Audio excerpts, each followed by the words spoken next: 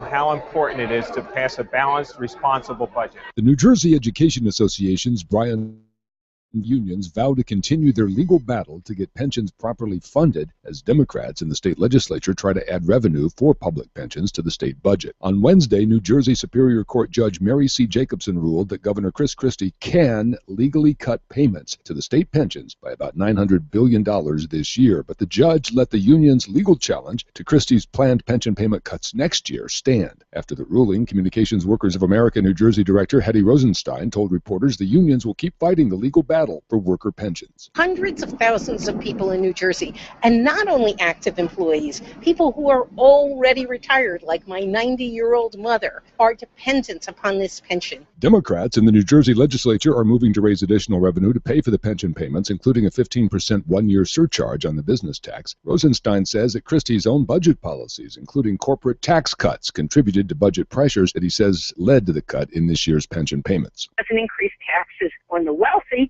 In fact, he cuts taxes for the wealthy, but he's increased taxes already on poor and working class people by eliminating the earned income tax credit, by eliminating the urban enterprise zones for taxes, by cutting homestead rebates, and by increasing tolls and fees on working class people. The U.S. Supreme Court unanimously ruled President Obama's recess appointments unconstitutional Thursday. Obama made the appointments, including positions on the National Labor Relations Board, after Senate Republicans blocked them. Obama argued that the appointments were made during Senate recesses. Republicans, though, used parliamentary tactics to gavel the Senate into session, even though senators weren't actually there conducting floor business. The Senate eventually approved the nominees after Democrats changed the rules to effectively end filibusters on presidential appointments. Three United Nations experts say tens of thousands of water service cutoffs in Detroit violate international human rights standards. The experts say that, quote, disconnection of water services because of failure to pay due to lack of means constitutes a violation of the human right to water and other international human rights.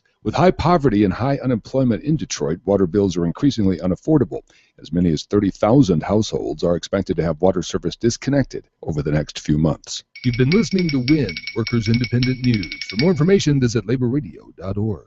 It's time for the Rick Smith Show. I want you to get up now. I want all of you to get up out of your chairs. I want you to get up right now and go to the window, open it, and stick your head out and yell, I'm as mad as hell, and I'm not going to take this anymore. I don't want to abolish government. I simply want to reduce it to the size where I could drag it into the bathroom and drown in the bathtub. You bet I cut the taxes at the top. How dare you? How dare you? Go ahead. Make my day. The Rick Smith Show starts now.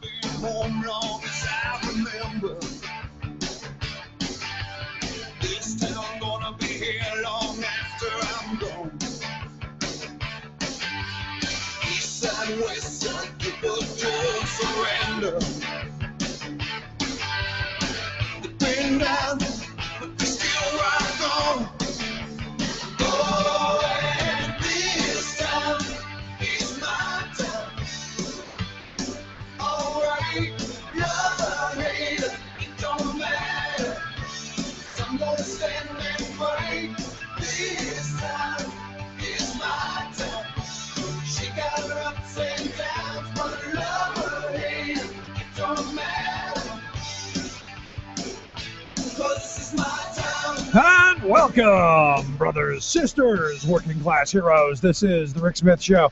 Thanks for being here tonight on the big program. Lots of things to get to, lots of things to talk about. Wow. What a week it's been. I mean, really, honestly and truthfully, what an interesting week we've had with a bunch of Supreme Court decisions, everything that's going on in Harrisburg. We got a Speaker of the House suing the president, a president that's finally awakened to the fact that those on the political right are going to do nothing. And, you know, he's given a nice speech again. You know, he's good at throwing the barbs out there. He's good at giving it back. But here's the problem. Gridlock, delay, obstruction, head in the sand, kicking and screaming like 2-year-olds, not getting us anywhere. And, you know, for all of the snappy comebacks, we still, come August, the Highway Trust Fund goes broke. We still have a crumbling infrastructure. We still have the assault on working people. We still have an economy that is struggling. Here in Pennsylvania, according to the Wall Street Journal, the fourth slowest growing economy in the country. If that doesn't scream for change, I don't know what does. When you take a state that was 7th in job creation when the current administration took over, and now you look at them we're about 47th now, with the fourth slowest growing economy, and we've done all the things that this governor wanted to do. We've given out tons of money. We've handed out tons of resource. We've slashed and burned education. We've slashed and burned health and human services. We've done everything this guy wanted to do, with the exception of giving away all of our stuff. And now our General Assembly is just magically going to give our stuff away and take credit for it, even if it doesn't go away. It's insane. Literally insane, which is why I've been saying November cannot come quick enough. But here's my problem. Between now and November, how much damage do these people do? How much damage does Corbett and the Republicans do? Because they're feeling backed into a corner. And like anytime you corner a rat, it's going to lash out. And they see time limited. So all of the insane stuff they want, they're going to start cutting deals like crazy just to get little wins and move that much closer to conservative ideological land where the Koch brothers want us. So tonight on the program, I'm going to talk a little bit about that. I'm going to talk about the Supreme Court decisions, going to talk about our future Friday, what's going on across the globe, and so much to get to, whatever's on your mind as well. 1-888-520-RICK, 1-888-520-7425. I'd love to hear what's on your mind. Today for me, my son, over the summer the kids do a bunch of camps and stuff, but my son went to this Camp Innovation, which is a federal program run locally by the schools. And we went, and the whole idea is to get kids tinkering. I guess kids don't tinker anymore. When I was a kid, I took everything apart. And most of my friends did as well. Anything that was in the garbage, any junk that you found, anything, we were taking stuff apart. In fact, my first bicycle was not a bicycle that came together. It was just kind of a hodgepodge of parts that we found a frame, found handlebars, found 2 different size wheels, a patch together, a chain, those kind of things. And to me, that stuff's important. It's extremely important, which is why the loss of manufacturing in this country scares me to death, because those people tinkering in their garages, that stuff goes away. And I've been meaning, and as a parent, busy, you do all the things you do. I want to provide that space for the kids, so that they take apart lawnmower engines and they take apart bicycles and they take stuff apart, but they also try and figure out how to put it back together. And that's what this week-long camp was.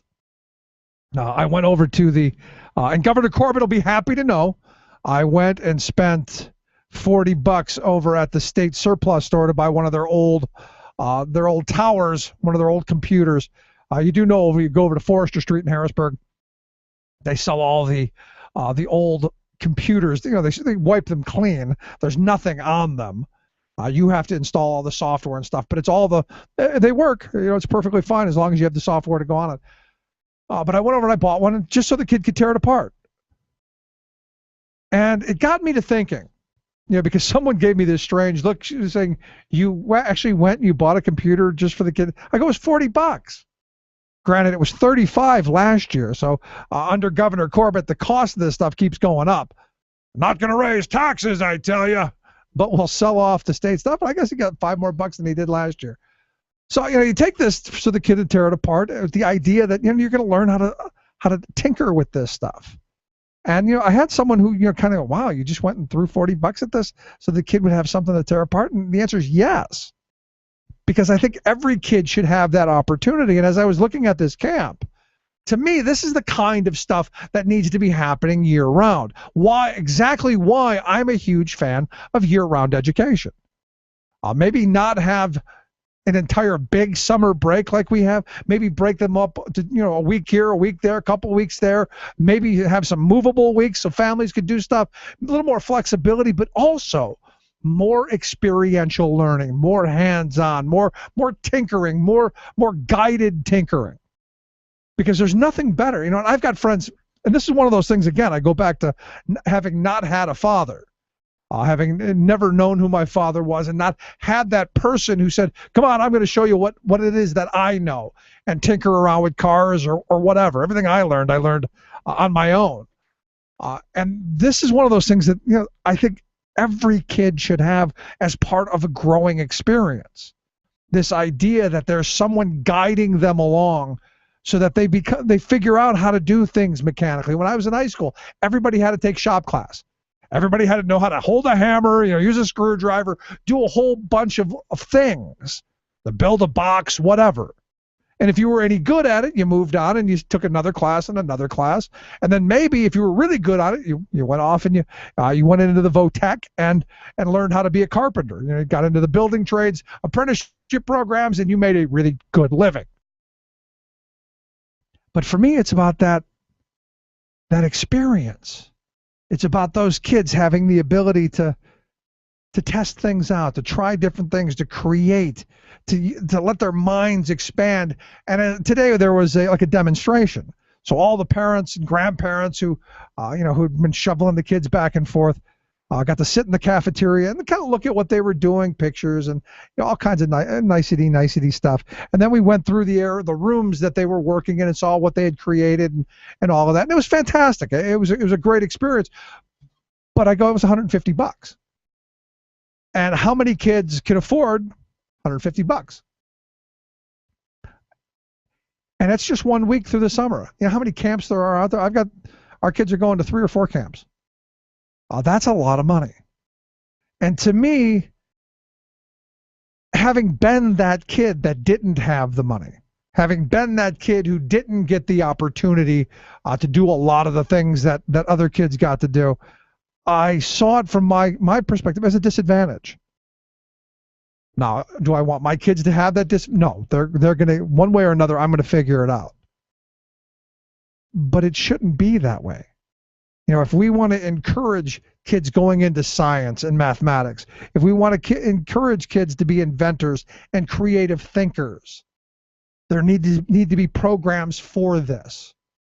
And while this is just 1 week program put on with a very limited scope, there are other weeks in the summer that could be used. And this is why, the education funding conversation, I don't even know if they're having a conversation. I think they've already decided what they're going to cut. I think the powers to be in Harrisburg have already decided. They're just not putting it out until get us closer to the 4th of July, get us closer down to the end, closer to the holiday when we're going to forget about it. When that happened. Move on. Let's have our barbecue, because they think in these terms. And as I look at this, I look at our education funding and I go, it's woefully inadequate. It's woefully inadequate. We're failing the next generation of children. And, I remember about a year or two ago, I listened to Thomas Friedman give a speech. And now I'm not a huge Friedman fan. In fact, I'm not a Friedman fan at all. But he did have some interesting statements.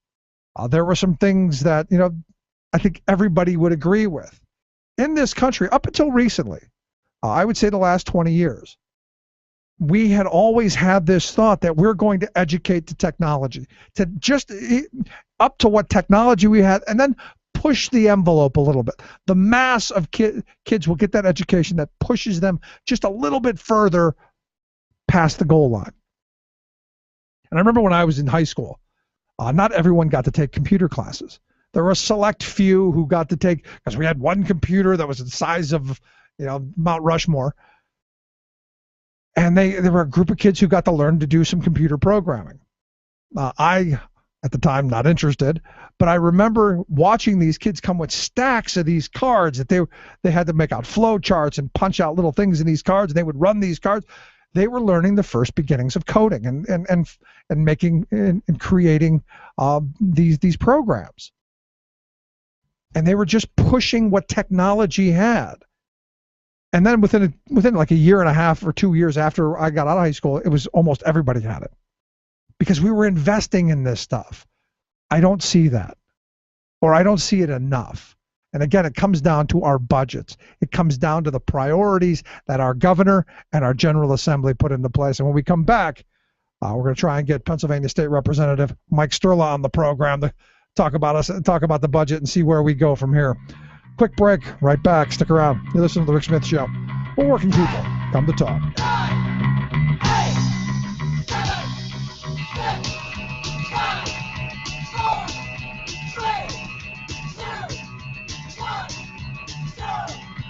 The Rick Smith Show.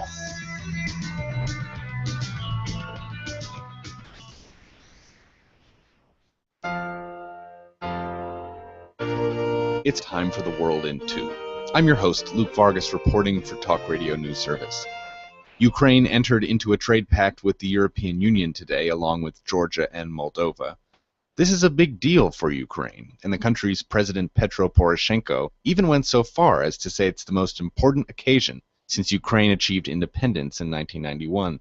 The association agreements, as they're called, are hugely symbolic for Ukraine, since it was the decision by previous President Viktor Yanukovych to back out of signing them in November that sparked the public demonstrations that eventually led to his removal from office.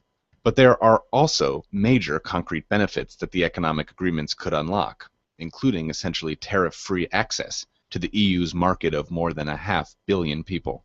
In more EU news, Luxembourg's Jean-Claude Juncker was tapped today to be the next European Commission president. The selection of Juncker, not seen as being a terribly reform-minded leader, particularly riled British Prime Minister David Cameron, who is trying to renegotiate his country's terms of EU membership and satiate an increasingly Eurosceptic population.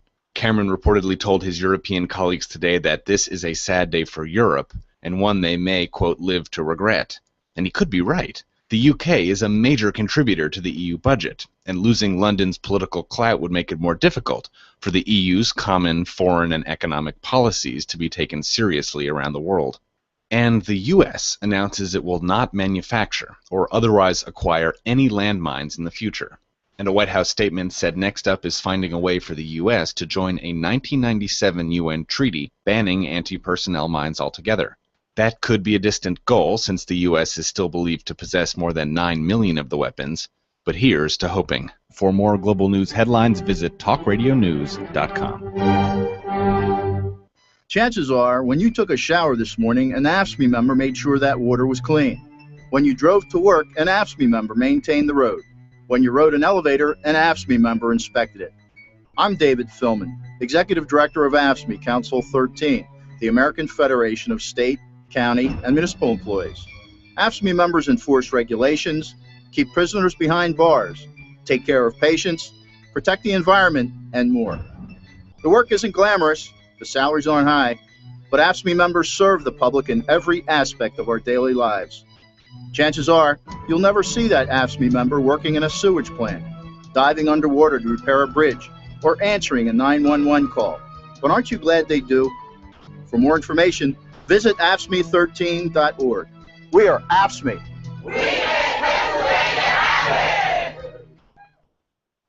How do you respond to those who say that the Chobash plan really doesn't do much on the front end of the process? You know, that it seems like the big payoff is going to come more downstream if that's the change. Are there other pieces that are going to come into the mix that will help produce savings faster, or how do you respond to that? Well, I disagree. I disagree with that contention. Now, first of all, I would say that, you know, one of the things that we advocated was tapering of the collars, in budget parlance, savings from our pension plans, admittedly putting less in the system, but paid for by the reforms over a period of time.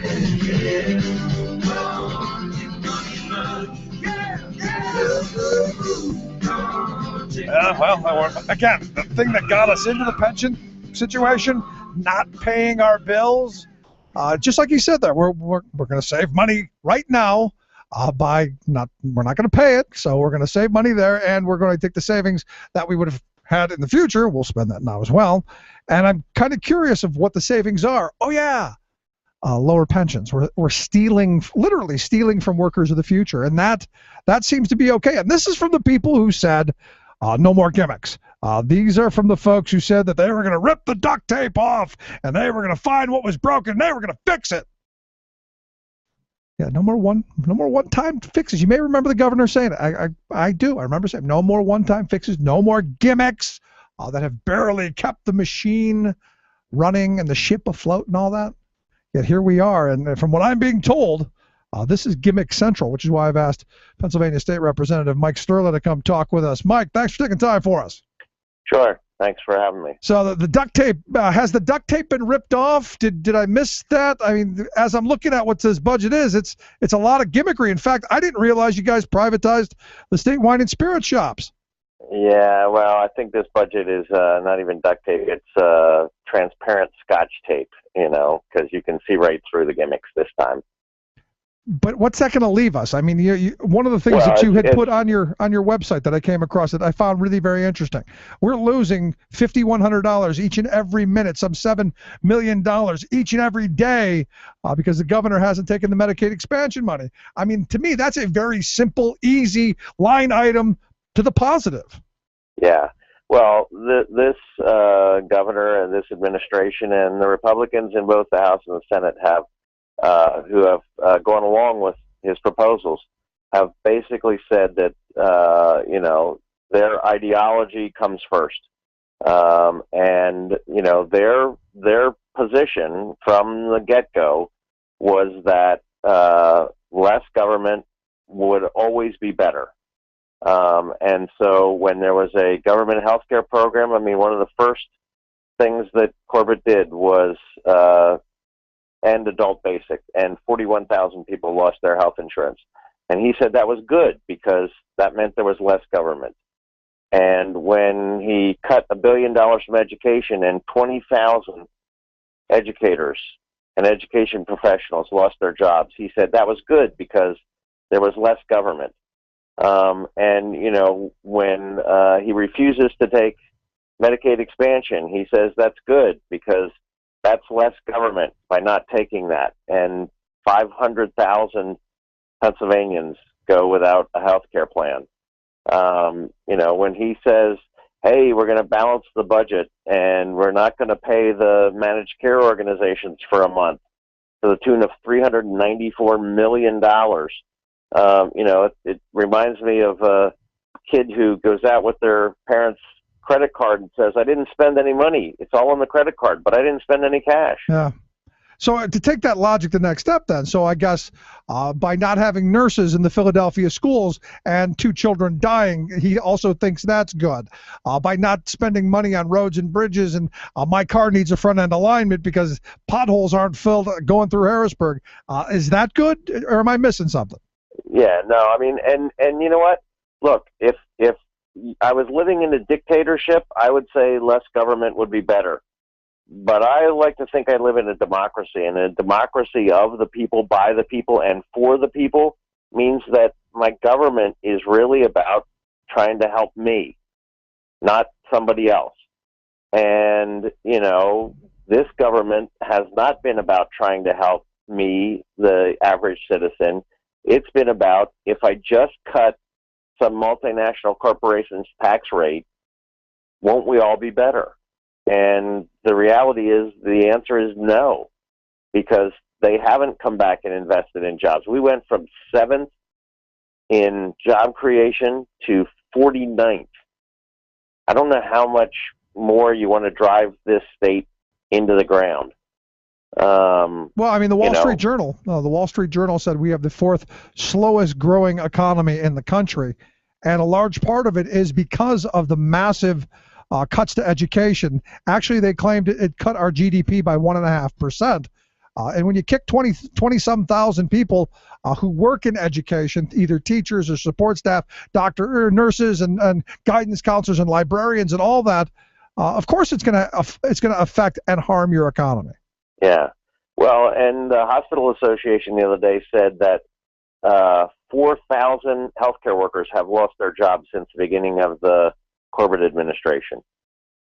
Now, if you expand Medicaid, you can create 50,000 jobs in the healthcare field.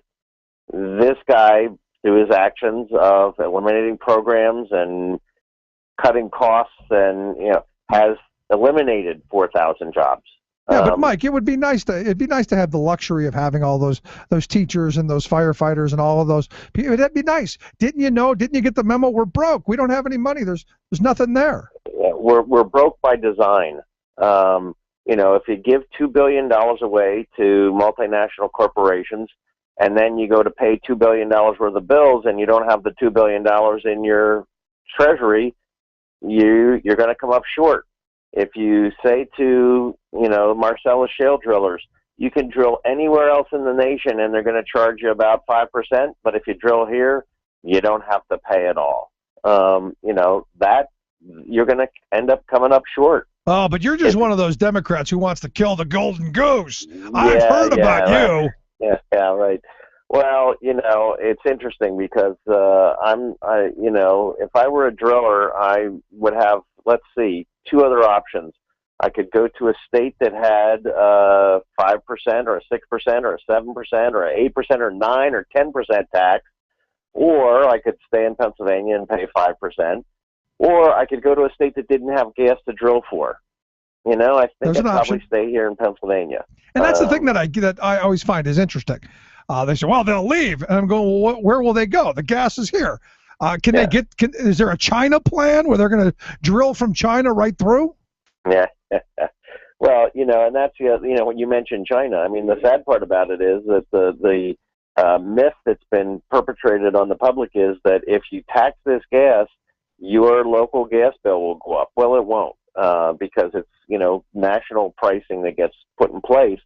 But a large portion of the gas that's coming out of the ground in Pennsylvania and will be coming out of the ground in Pennsylvania is scheduled to get put in a pipeline and go down to the Shady Cove facility in Maryland, be liquefied and shipped to China. Yeah. And so we will be shipping our gas to China and not bothering to tax it. And I understand they're going to be building a pipeline right down the center of the state here, into Lancaster County, right? They're looking to do that, and the citizens have started to protest and say, listen, first off, you're going through, very sensitive nature preserves and things like that, so get it out of there. But does this benefit us, or is this just a way for a multinational corporation to sell its gas to whoever the highest bidder is and get it for cheap? Yeah, and what's interesting to me, Mike, though, is how they sold us on fracking to begin with, is that it was going to stay here. It was going to get us off of coal and dirty fossil fuels. It was going to get us, it was that bridge to getting us to the clean economy, right. And it was going to stay local, and that way it would be cheap, and we could have a plentiful amount of it, and it would create jobs. And now they're doing exactly what I said they were going to do, which is shipping it everywhere else. Right. We're fighting to make sure we can still keep a coal-fired plant here. It's outrageous, the sort of lack of overall policy that I see from this administration. I don't think they can tell you what their energy policy is other than don't tax the drillers. It took 3 years before they finally accepted a transportation plan that literally got crammed down their throat. I mean, the governor's initial proposal was half of what he ended up accepting because the legislature just said, I'm sorry, you have to do more than that. And kicking and screaming, he did it and still claims that it wasn't a tax increase. It was, but it's going to actually hopefully get something done. We should have actually done more. There's still a lot more to do. I mean, we're still dragging behind in terms of our infrastructure. So this administration has literally taken this state from a state that was, by everyone's admission, struggling like everybody else was in the midst of a national recession, but was pretty well on its way upward prior to the national recession, and has now taken it and just driven it into the ground. The structural deficit that's projected for next year's budget as a result of the proposals that have been floated thus far on this budget, and we still got 2 more days to hear 1,000 more ideas because they haven't figured out what they're doing yet, as best I can tell. But the structural deficit that's projected for next year's budget is $2 billion. That's $2 billion just to do what we did this year, which was underfund education, borrow money, not pay our bills, do one-time gimmicks. It's $2 billion to just do that again.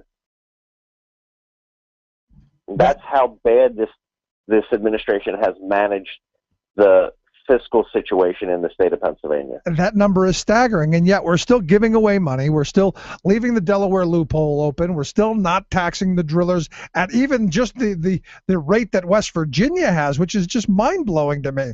Right. I don't know how you run the house when you're not bringing enough revenue in, and you're giving a whole bunch out the back door. It doesn't make any sense. Yeah, I mean, the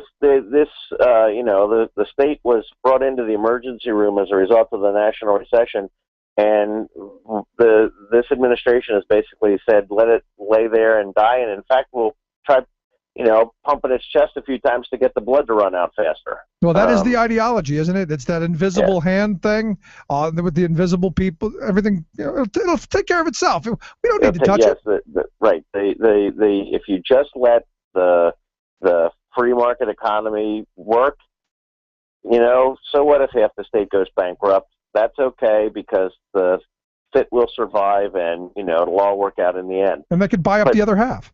Yeah, quite personally, I don't think that the people of Pennsylvania that work hard every day, that have small businesses that are struggling, that are trying to make ends meet with a minimum wage job that's paying them less than a living wage by a long shot, that can't get health care, that those people don't want to say, okay, I throw in the towel, either I'll leave or you'll break me to the point where I die because I can't get health care, or I'm bankrupt, and that they don't want to give up. I think we have a lot of proud people here in the state of Pennsylvania that are willing to dig in and say, let's figure out how to make this work. And you know what? If we have to raise some taxes in the interim until we get ourselves dug out, people say, well, there you go. You're going to spend all their money. I'm going to spend their money because they're going to have some money. They actually might have a job to pay taxes, you know? I mean, I don't care how low my taxes are if I don't have a job. Exactly. And that's the other part of this. And I don't care how low your taxes are if you can't have roads to drive on, and your kids don't get an education, and all of the functions and the institutions that we, the people, pay for, if they're crumbling and being destroyed, what good is it? Right. And as you point out, it is we the people. We the people decide in the state of Pennsylvania that we want to have decent roads. We the people decide that we want to have our kids educated. We decide that we want, and those are things that cost money. Yep. We decide that we would like to have some health care. Those are things that cost money. This governor said, well, if it costs money, you can't have it. I mean, he's basically become the government that you don't want. It's like, government is bad and they're out to prove it, and I don't want their government. I get that part. Yeah, but they tell us that. I do want a government that works for me. They tell us that when we go to vote for them. We don't believe in government. We're going to restrain it. Vote for us. We don't believe in it. And I often wonder why people do. I mean, that's the struggle I have. Yeah. So let me ask you, last line of questioning then, because I look at this budget and there's so much in this that is just infuriating. I mean, right from the start of destroying education, taking that further down, not taking the Medicaid expansion money, and then this pension thing, which has me completely baffled. We're in a crisis because we didn't pay our bills, so we're going to continue to make the crisis worse by not paying the bill. What sense does that make? Yeah, I mean, when they talk about placing more collars on it, it means you're pushing it out another 10 years, and you're going to pay interest and penalties. It is a credit card mentality. And I've often said when we did pension reform back in 2010 with Act 120, the workers did $35 billion worth of future givebacks. They said, look, we get it. This is tough times. We're going to have to bite the bullet here. But then the government said, okay, we need to pay our end because you all the employees for all these years have paid in their portion that they were required to pay in. Yep. It was the government that said, we're just not going to pay our part this year. And so in 2010, we said, okay, it's time to pay the piper. We said, oh, but there's a new governor, so don't make him pay the piper right away. Give him 2 years to figure out how to do this. And instead of saying, okay, I'm going to squirrel away money for 2 years in the midst of a recession, this governor said, I'm going to give money away to multinational corporations for 2 years. And then when I have created a deficit by giving away all the money, I'm going to say, oh my gosh, and then there's this other crisis. It's called the pension. I have a payment that's due. It's like a balloon payment on my house. I went and partied for the last 2 years, and suddenly I realized I got to make a payment. Oh my gosh, what are we going to do? Who would have thunk it? Yeah. The administration knew what the payment on the pension was that was due last year and this year and next year back in 2010. And then they come up with this other plan, this hybrid plan of this hodgepodge, which, as I understand, this Corbett-Tobash plan does nothing to fix the current budget crisis, nothing at all. But it also makes our unfunded liabilities almost twice as bad, and also cuts the future benefits for retirees by a third to half, of which they'll pay more for. And this is supposed to be good? Yeah, it really is. We would have one of the worst pension systems in the nation. I don't think that's the way we want to go. One of the things is it takes away $100 a month stipend from for healthcare for employees. If you tell me that you're guaranteeing me healthcare somewhere else, maybe I buy that. But you're telling me that you're not going to take healthcare in other places. So why would I want to willingly give up healthcare? Why would anybody? How are we expected to, employ future teachers? One of the things we have a tough time doing right now is recruiting science and math teachers. And you have to maintain a 3.0 in order to be a teacher in this state. So you have a bright kid who's getting a 3.0 in science and math, and we're saying, how'd you like to teach? And they go, well, maybe, but you're paying me $20,000 less than I can make if I go be an engineer. And you say, but we've got a great pension system right now. And so we've been able to convince some. But the day you say, and your pension system's worse than if you go into the private sector, and we're going to pay you less, try and find a science or math teacher. Yeah, but my question is how do we compare to South Carolina? Because it seems that our governor is getting all of his advice from South Carolina. Bought the house down there, talks about how much he loves South Carolina. I'm curious if he's trying to drag us down to that level. Yeah, well, I'll be glad to see him retire there next come November. So, and there's where we ended, by pushing him to South Carolina come November. Yeah. Mike, great talking with you. I appreciate you taking time for us. Thank you. Thanks so much. Pennsylvania State Representative Mike Stirla. Quick break. Back with your thoughts. 1-888-520-RICK. 1-888-520-7425. This is The Rick Smith Show. We're working people. Come to talk. Okay. Money, it's a gas. Grab that cash with both hands and make a stash. Where smart policy and sound investment matters. The Rick Smith Show. Football team.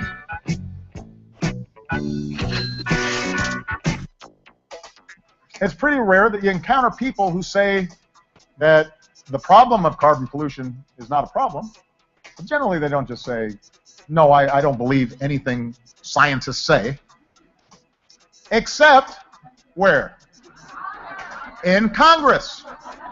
The gloves are off. President Obama now just openly ridiculing climate change deniers. This is just brutal, Carol. This rain is incessant. It is not stopping. Extreme weather hits the World Cup. Pregnant women or those that are going to become pregnant soon should be very concerned by the data. Pesticides linked to autism again.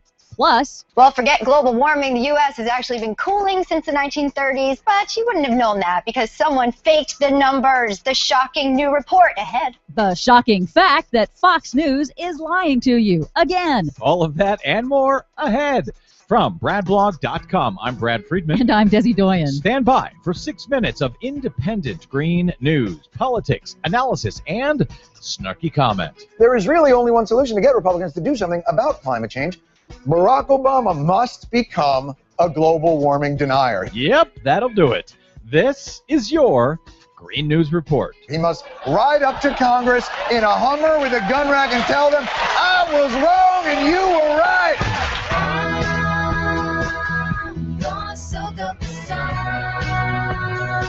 Okay, Desi Doyen, well, it looks like you have got some splaining to do. I was watching Fox News this week, and I have learned about your entire scam. 1934, that's the hottest year on record in the United States, at least until NASA scientists fudged the numbers to make 1998 the hottest year to overstate the extent of global warming. They fudged the numbers. Desi Doyen, you and your greeny lefty tree-hugging friends are busted by Fox News. Fortunately, Fox News is completely wrong. They can't seem to get anything right. Now, the blogger that they're quoting is a birther whose work is so shoddy that even prominent climate change deniers are criticizing it. The numbers are the numbers, Desi Doyen. NASA has fudged them. No, they didn't. All they did was reanalyze their data, like scientists do, to take into account the way the data has been gathered differently over the last 90 years. For example, temperatures used to be recorded in the afternoon. Now they're recorded in the morning. So the data was adjusted to take that into account. And they published their data for peer review, which is something that the deniers never do. Yeah, well, some guy using an alias on the internet says they fudged them, and that was good enough for Fox News. It's good enough for me. What other fudging do you have for us today, Desi? Well, now President Obama is just openly ridiculing climate change deniers and their friends in Congress. Then most recently, they ducked the question. They said, hey, I'm not a scientist, which really translates into, I accept that man-made climate change is real, but if I say so out loud, I will be run out of town by a bunch of fringe elements that think climate science is a liberal plot, so I'm going to just pretend like, I don't know, I can't read.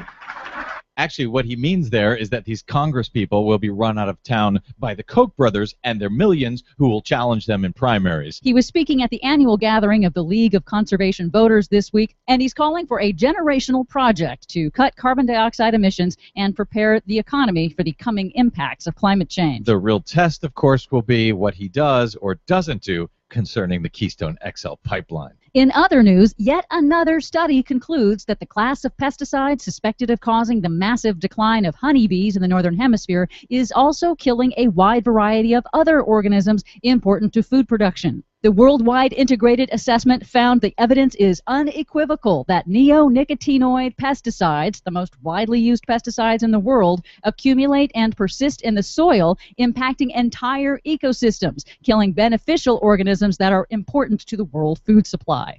Meanwhile, another study further confirms the link between autism and pesticide exposure during pregnancy. Researchers at the University of California at Davis found moms living within a mile of crops treated with 3 common classes of pesticides during pregnancy have a 2/3 increased risk of having babies with autism or developmental delay. 2/3 increased risk? Yes. Wow. They say more research is needed to establish a direct causal link, but they also said, quote, pesticides are one of the toxicants that appear to have the strongest association with autism.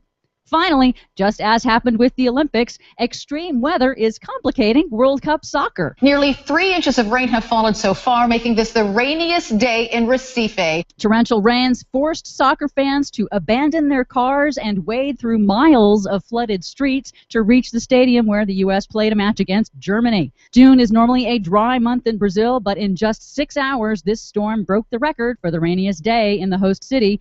Climate scientists have predicted for decades that global warming will bring an increase in extreme weather events. Warm weather and not enough snow during the Winter Olympics, and wet weather during the dry season for the World Cup. That's right. This is all working out just great. For much more on all of those stories and the ones we couldn't get to today, please check out our website at greennews.bradblog.com. While you're there, please consider a donation to help the Green News Report stay on your airwaves and to continue connecting the climate dots, which almost no one else ever does. From BradBlog.com, I'm Brad Friedman. And I'm Desi Doyen. And this has been your Green News Report.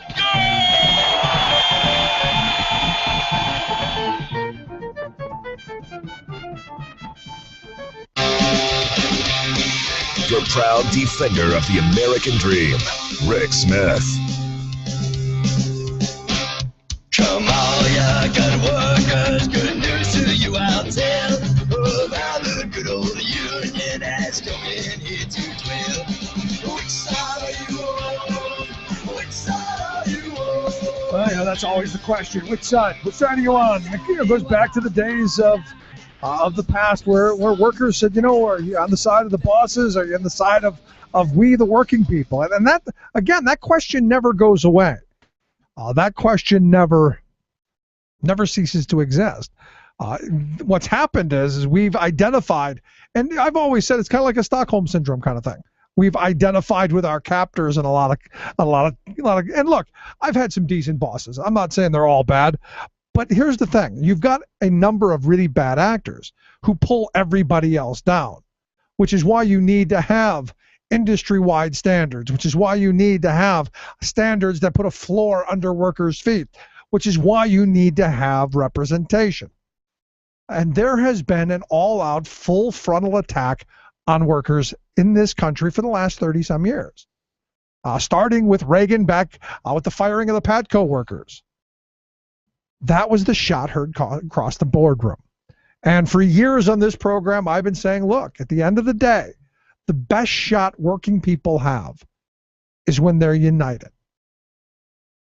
You see, every industry has their own trade group, their own association, their own union, if you will.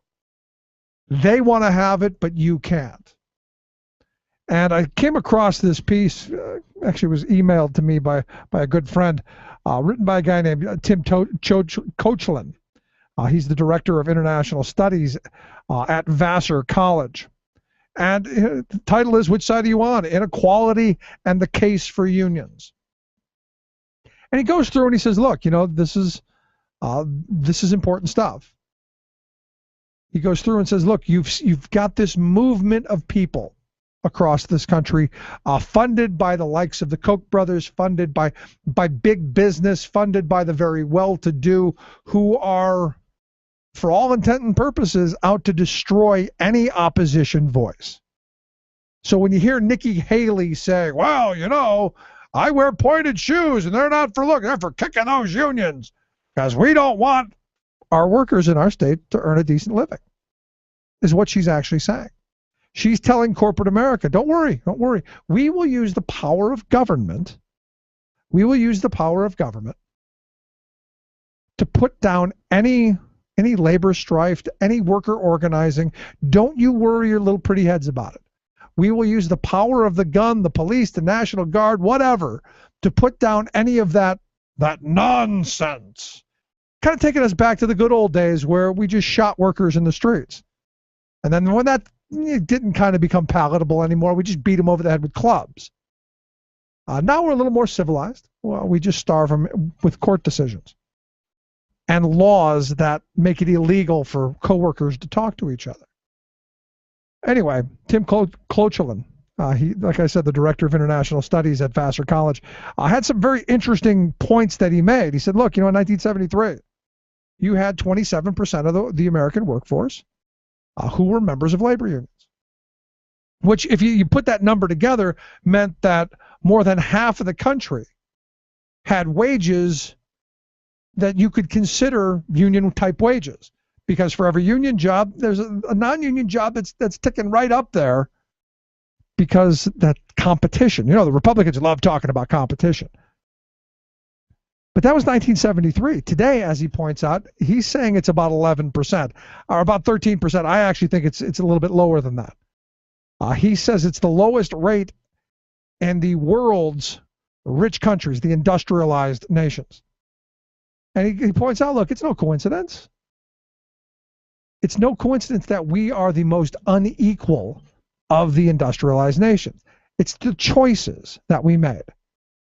And he points out, since the Reagan years, what we've seen is a larger share of income going to the very top. We see, in fact, the top 1% has seen their income grow by more than 300%, while wages that you and I earn are actually stagnating, and in a lot of cases going backwards. And I've said a number of times, look, when I started working, when I got out of college, I was making $15 an hour throwing boxes on a shipping dock, loading trucks with a forklift. I came with some health care, came with a little bit of pension money if you got to the vesting period, which at that point I didn't. They don't make that now. You'll be hard-pressed to find a dock job. In fact, I think you'll be hard-pressed to find a dock job paying $15 an hour right now. There are very few out there. But you go back to 1978 and you look at the CEOs. And this is where you have this pot. Imagine the big pie. There's a big pie of money. 27% in 1973 are union members. Another 27% are right there competitive with them. So half the pie is divided already to unionized and close to unionized workers, which means there's not awful lot for the CEOs. In fact, the CEOs only made about 26 times what the typical worker made. This is back in 1978. Today, that number has jumped to well over 350. 350 times. Stop and think about this for a second. You had, just in my lifetime, CEO pay went from 26 to 1 to more than 350 to 1. And you have to go, is this a fair distribution of wealth? And I know the T-twits love to go, well, Rick, you're talking about redistribution of wealth. And I go, you're damn right I am. I would like to have it redistributed the way it was distributed when my grandfather's generation roamed the earth as working people, because they were able to do an awful lot during their working lives. And what's going on, the political right in this country has systematically dismantled all of the institutions for workers to be able to organize. And this guy who's the head of the International Studies Program, our advisor, this Tim Koechlin, he writes an interesting point. He goes, 100 years ago, U.S. workers, including millions of children, worked long hours for low wages in unsafe workplaces. Something we've been saying on this program for years. He says, quote, because of organized labor, the prospects for working Americans improved dramatically over the course of the 20th century. Because of unions, millions of U.S. workers were able to achieve a middle-class life, economic security, home ownership, health insurance, vacation time, and perhaps a college education for their children. He points out from 1948 to 1973, the incomes of working class families in the U.S. nearly doubled. That meant the wealth that they were creating and productivity went up with it. That meant that the productivity, the meritocracy of the time, the more they did, the more they earned, the better the family moved ahead. He points out, in addition to the higher wages, the struggles of organized labor to deliver virtually every protection and benefit enjoyed by U.S. workers. And as I've said on this program a number of times, what it got us the 40-hour work week, paid vacations, Social Security, Medicare, Medicaid, overtime, child labor laws, occupational health and safety, whistleblower protections, sexual harassment laws, lunch breaks, coffee breaks, wrongful termination protection, all of these, sick leave, the American with Disabilities Act, the weekend, you name it, all of this stuff that we now take for granted as a norm, as part of our culture, as a moray, as these benevolent corporations just give to us every single one of those things at the time they were being fought for. We're told that if we do this, it'll be the end of the free market system. It's going to be the end. It'll be the end of all the jobs. Nothing could possibly stand this. It's the end. Zip. There'll be nothing left. You'll just be standing there looking at each other. And afterwards, you look back and you go, hey, wait a second. We created the biggest middle class in the history of civilization. Big pats on the back. Which is why right now, as this guy points out, the Democrats and progressives, liberals, even sane Republicans have got to look and go, you know what? Right now, one of the priorities is revitalizing and empowering a workers' movement. a labor movement in this country that encourages collective bargaining, encourages a demand for better wages, hours, and conditions, much like the old days. So you ask the question, is it possible? Is it possible for us to do this? Well, according to his article, he says, yeah, it's perfectly possible.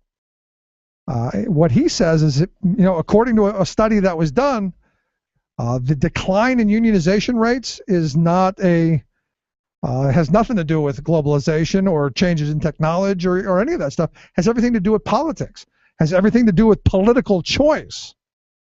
Because he points out that in other industrialized nations, you have unionization rates in the 90% range. Those workers have a say, which, wow, why would we want that, huh? And then he goes into, and he addresses the one of the biggest right-wing claims. They're all mobbed up. None of them are any good. They're all crooks, which is not true. But there are some that have walked afoul, absolutely. And as he points out, sometimes unions are corrupt. Sometimes, although way less than the right-wingers would have us believe. He says, reality is some parents are abusive. Some doctors commit fraud. Some bankers are greedy and mendacious. He says it does not follow that we'd be better off without families, without doctors, or without the financial sector, nor does it follow that workers are better off without unions. And I couldn't agree more. It's going to take us a whole bunch of different ideas on how we fix what's going on in this country. And we had better figure it out pretty quick, because and this is one of those things that gets me, if we don't allow workers to organize, if we don't figure out where we're going, we're going to have trouble. And as he points out, thanks to the Reagan administration and a lot of these illegal tactics that they pulled, what you've got are union busting companies who are getting away with massive violations of the law. And the reality is what we've been sold from Republicans, not just in Harrisburg, not just in Washington, but across the country, is the same bunch of failed ideology.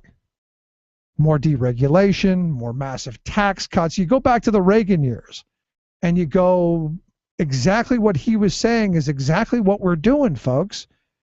He cut the top marginal tax rate down from 70% down to 28%, a massive giveaway to the very wealthy in this country, under the guise that they would create jobs. Well, they haven't. They've taken that money and they've invested it overseas because they know what to do with their money. Make more money somewhere else. But the thing is when you give corporate America this kind of power, when you give the wealth class this kind of power, they're going to abuse it. The Republican brand is union busing. It's that simple. The Republican brand is taking power away from you and me. That's their brand. Their brand is more power for the well-to-do in the corporations. Allow them to pollute, allow them to crash our economy, allow them to pillage and steal and all of that. Because somehow they believe, and I think part of it's honest belief, that it's what's good for the country, that no matter how much they steal, we'll still be able to survive. And the question is are unions good for the country? You're damn right they are. If you missed any portion of the program, thericksmithshow.com. Quick break. Right back. Stick around. Poor folks ain't got a chance unless they organize. Which side are you on, boys? Which side are you on? Which side are you on, boys? Which side are you on? Which side? Which side are you on, boys? Which side are you on? Which side are you on, boys? Which side? Which side? Which side are you on, boys? Which side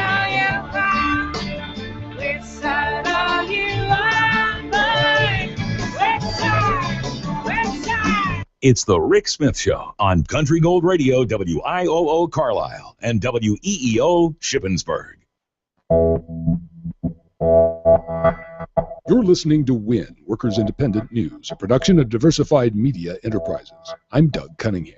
It's very important that all the unions get together and we deliver a strong message to the legislature to let them know how important it is to pass a balanced, responsible budget. The New Jersey Education Association's Brian Volz. New Jersey unions vow to continue their legal battle to get pensions properly funded as Democrats in the state legislature try to add revenue for public pensions to the state budget. On Wednesday, New Jersey Superior Court Judge Mary C. Jacobson ruled that Governor Chris Christie can legally cut payments to the state pensions by about $900 billion this year, but the judge let the union's legal challenge to Christie's planned pension payment cuts next year stand. After the ruling, Communications Workers of America New Jersey Director Hetty Rosenstein told reporters the unions will keep fighting the legal battle for worker pensions. Hundreds of thousands of people in New Jersey, and not only active employees, people who are already retired, like my 90-year-old mother, are dependent upon this pension. Democrats in the New Jersey legislature are moving to raise additional revenue to pay for the pension payments, including a 15% one-year surcharge on the business tax. Rosenstein says that Christie's own budget policies, including corporate tax cuts, contributed to budget pressures that he says led to the cut in this year's pension payments. Doesn't increase taxes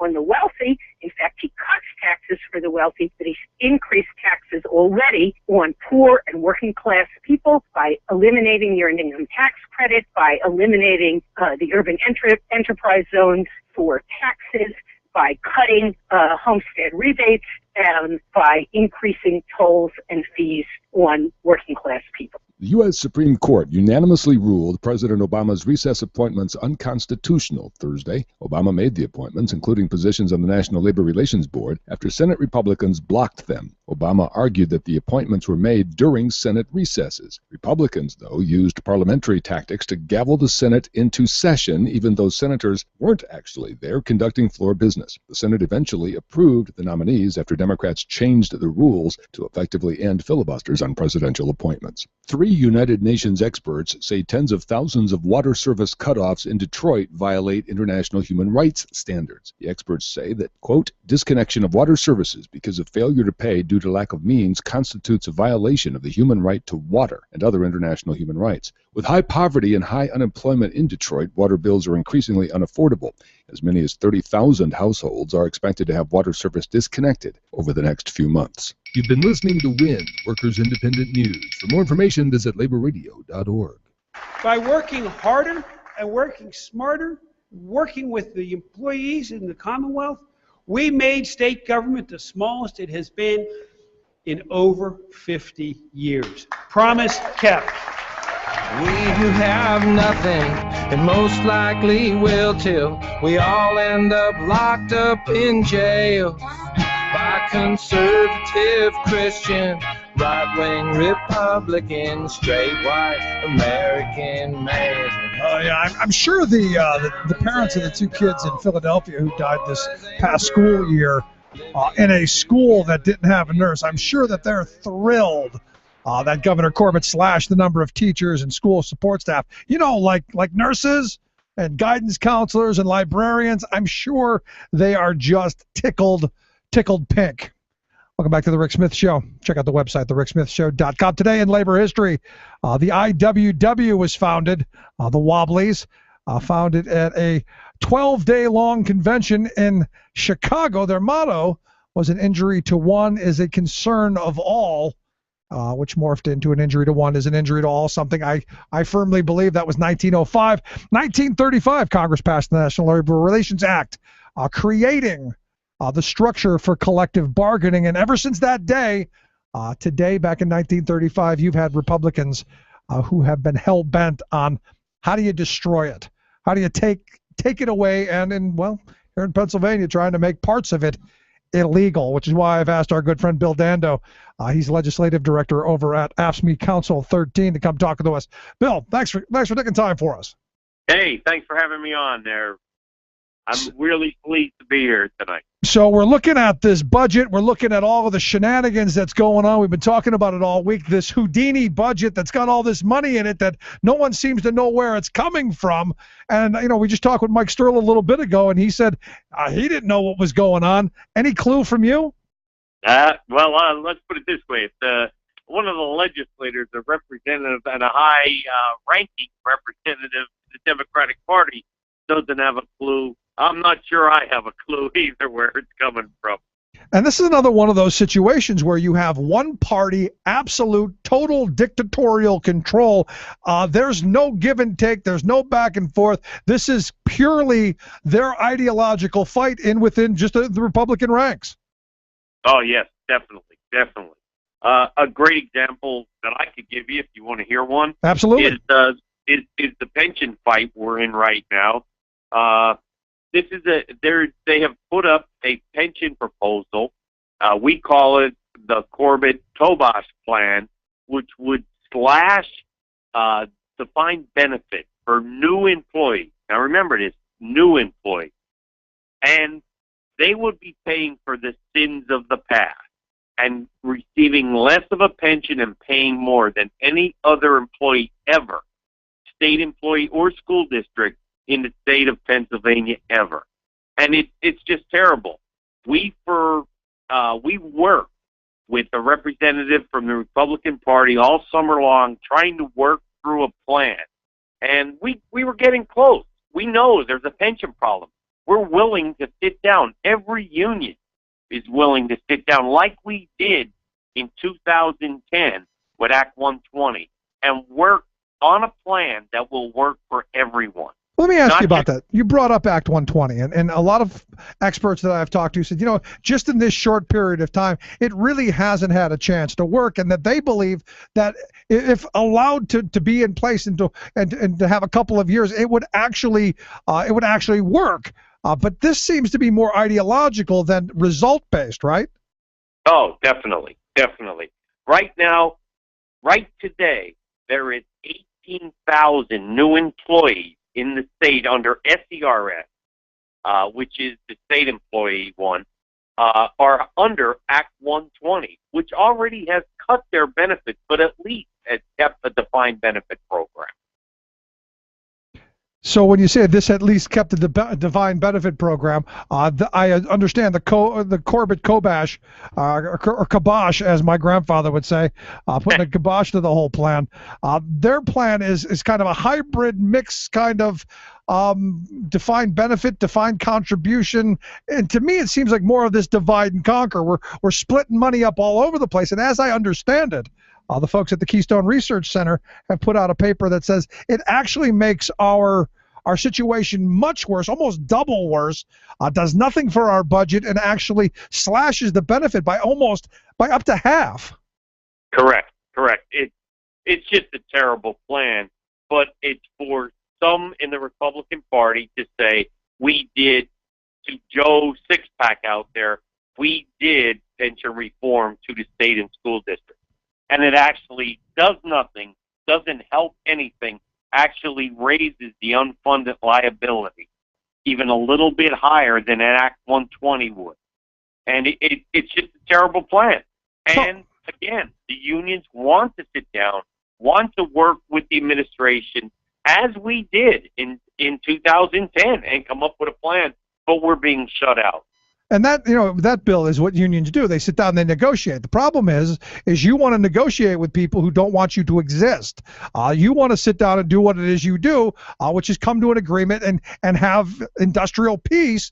They don't. They want dictatorial control. They want to impose upon you and your members what they think you deserve, not what you should actually get. Great. Yeah, that's exactly it. And that would lead us right from pension reform to the paycheck they call protection, we call destruction bills that are out there today to wipe unions out. You know what I find interesting? You know what I find most interesting about it is we've got a newly minted senator, a guy who I don't know how you could vote for him. He seems to be well, I'm not getting into it. I've been calling him the Tony Soprano of Central Pennsylvania because he made his money off the trash business. And what I find interesting is he made paycheck destruction as one of his top issues coming into the state Senate. Yet, what I find extraordinarily interesting is that he has kind of a sweet gig.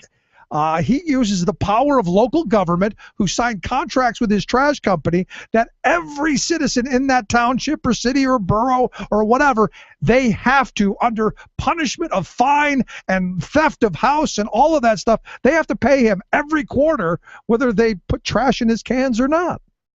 That's it. I mean, you've hit it. You hit the nail right on the head.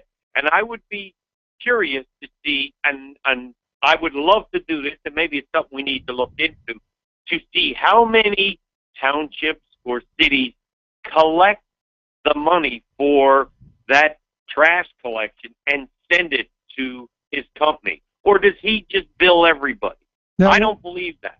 Well, they bill the trash company that we have bill us, but if we fall behind, the township sends us a threatening letter saying this isn't a fine, but this section of our law says you have to participate, whether you use it or not. You have to pay him, whether you put trash in the can or not. And what I've been saying, what I'm trying to get people to do is say, you know what? Let's stop it. Let's 5 or 6 of us agree that we can all fit our trash into one can, and we're going to pay the 5 of us just that one fee. That's the free market. That's something that what Wagner's trying to tell us that workers should be able to do. Why can't consumers do it? Oh, that's a good point. Very good point. But I would like to see how many townships collect the money directly and send it to him. Is that out there? That's something maybe we need to look into. Yeah. Where it doesn't come from his company, Penn Waste. It comes from the township, and then they, in turn, send the money to him. I'm sure they're out there. Yeah, that would be an interesting thing to look into. But here's the thing. I look at this Paycheck Destruction Act that they're trying to push through, and I've asked a number of legislators since this popped up, this ALEC, American Legislative Exchange Council piece of legislation was introduced. I've asked how many of my tax dollars actually go into it, and the response that I've gotten, Bill, is nobody seems to know, and they don't actually want to commission a study of it because the study would probably cost 10 or 15 times or 100 times more than the actual cost. Oh, definitely. I mean, we actually have asked the state treasurer, Rob McCord, to look into it, and he has now put out a white paper saying he believes it costs less than $100 a year. Less than $100 a year to collect our union dues. And I've spoken to your executive director, David Philman, who said if the state were to want to sit down and negotiate that, the members would be happy to pay the $100. Oh, easy. And actually, in our contract today, for our political, and you hit a good point, it is negotiated. This isn't automatic. We have to sit down and negotiate to have our union dues collected. We gave something up to get that. And under the political aspect, the same thing. We gave something up, either in the state or in a township or in a city or a county where we have political deduction. We gave something up to that county during negotiations or that city to have that collected by them. And in the contract, it actually says we will pay for any administrative fees that it costs. We have never, in 25 years, have received a bill from anyone for that. So I'm listening to this. Cost less than $100 a year. It's a negotiated item that the state never brought up as a concern in the past. What could it possibly be? One of my initial thoughts on this is just pure Machiavellian politic. This is someone who is a political enemy who's saying, you know what, now I've got the power to gut you in public. And that's what it appears to me. This is nothing more than pure partisan politics. I agree, 100%. 100%. And as they try and say, they use union members, and I believe aren't full-time union members. They are probably fair share people who don't believe in unions, but still get represented for a fee. They're the people they're using that they're saying are union members. Explain that for a second, because I think a lot of people may not get the difference. Look, I was a union member. I was a card-carrying Teamster for 20 years. I was a full member, paid my dues every month because it was a good thing for me. Being a Teamster got me out of the housing projects that I grew up in. I now live in a neighborhood with doctors and lawyers. Explain the difference between being a member and being a fair share member or a fair share payer. A fair share fee payer has a choice, as anyone does. Let's start right out. As I get hired by the state or school district, I go in and they say to me, well, here's a union card. Would you like to be a union member? Yes, I do. So I sign that card and put my name there for them to take that money out of my check, which I earn after I work 40 hours. It's my money, and I decide to send it to the union. If I decide, no, I don't want to join the union, there is still a fee you must pay for our negotiations, or if you would have a problem for a grievance procedure, that's all the fair share money is. That's all that's used for, is negotiations and for grievance procedures. That's it. So it's a cut rate. In AFSCME right now, a full-time member pays 1.5%. I'm not exactly sure. I think it's 0.098 today, and that varies every year depending on what goes on. And it is checked by the courts every year. We have to fill out papers and put it through the courts to make sure that it is the correct amount that the fair share fee payer is paying.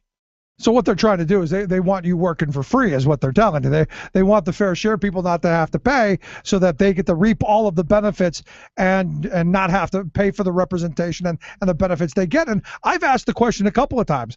Can I get the Chamber of Commerce's benefits? Can I join that and not pay? Can I join a number of the associations? Can I join this stuff and not have to pay for it? And they always tell me no.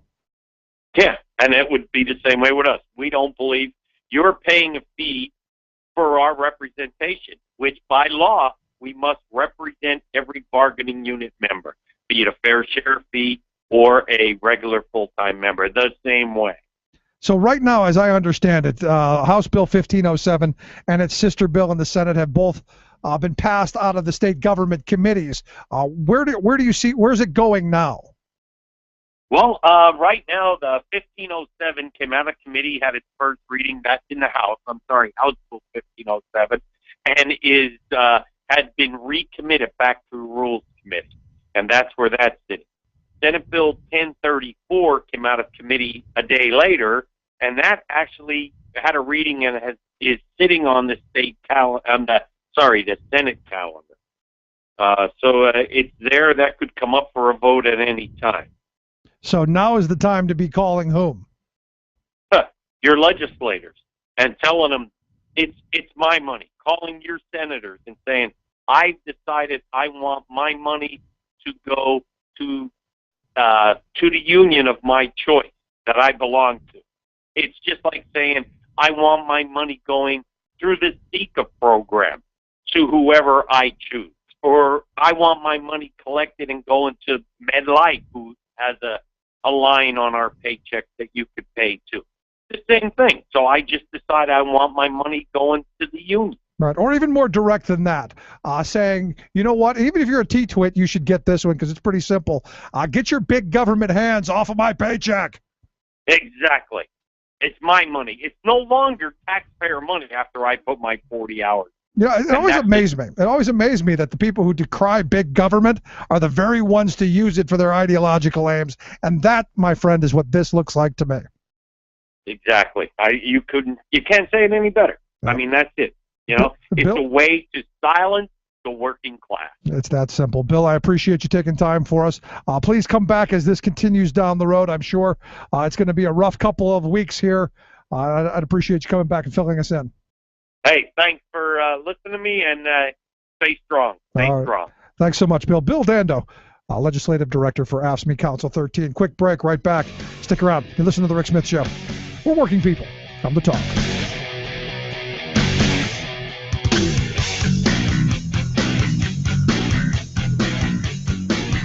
You're listening to The Rick Smith Show.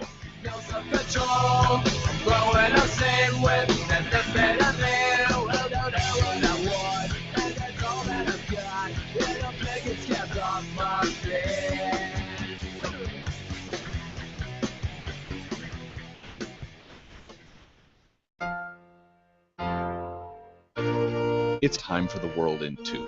I'm your host, Luke Vargas, reporting for Talk Radio News Service. Ukraine entered into a trade pact with the European Union today, along with Georgia and Moldova. This is a big deal for Ukraine, and the country's President Petro Poroshenko even went so far as to say it's the most important occasion since Ukraine achieved independence in 1991. The association agreements, as they're called, are hugely symbolic for Ukraine, since it was the decision by previous President Viktor Yanukovych to back out of signing them in November that sparked the public demonstrations that eventually led to his removal from office. But there are also major concrete benefits that the economic agreements could unlock, including essentially tariff-free access to the EU's market of more than 500 million people. In more EU news, Luxembourg's Jean-Claude Juncker was tapped today to be the next European Commission president. The selection of Juncker, not seen as being a terribly reform-minded leader, particularly riled British Prime Minister David Cameron, who to renegotiate his country's terms of EU membership and satiate an increasingly Eurosceptic population. Cameron reportedly told his European colleagues today that this is a sad day for Europe, and one they may, quote, live to regret. And he could be right. The UK is a major contributor to the EU budget, and losing London's political clout would make it more difficult for the EU's common foreign and economic policies to be taken seriously around the world. And the US announces it will not manufacture or otherwise acquire any landmines in the future. And a White House statement said next up is finding a way for the US to join a 1997 UN treaty banning anti-personnel mines altogether. That could be a distant goal since the U.S. is still believed to possess more than 9 million of the weapons, but here's to hoping. For more global news headlines, visit talkradionews.com. Tales of American Political History with Clinton Porter Hackney. We've been discussing the 1842 battle between Houston and Austin for the right to house the archives of Texas. We followed the archives path from town to town along the coast, to Columbia, to Houston, then to Austin, and then through the battle to bring them back to Houston. Each side had put forth a legitimate reason that the archives should be housed in their location, and in the end, Austin won. Yet it was not a story even Austin told with pride. There are usually no heroes in what seems to be a debacle. But the city of Austin actually found one. The only statue or monument commemorating the Texas Archives War is a statue on Congress Avenue in downtown Austin of Miss Angelina Eberly, along with a replica of the cannon she fired at the gang trying to sneak the archives out of town. This is Clinton Porter Hackney at cphackney.com. Chances are, when you took a shower this morning, an AFSCME member made sure that water was clean. When you drove to work, an AFSCME member maintained the road. When you rode an elevator, an AFSCME member inspected it. I'm David Philman, Executive Director of AFSCME Council 13, the American Federation of State, County, and Municipal Employees. AFSCME members enforce regulations, keep prisoners behind bars, take care of patients, protect the environment, and more. The work isn't glamorous, the salaries aren't high, but AFSCME members serve the public in every aspect of our daily lives.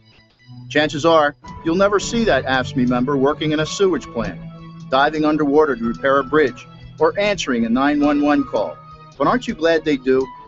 For more information, visit AFSCME13.org. We are AFSCME. We make Pennsylvania happen!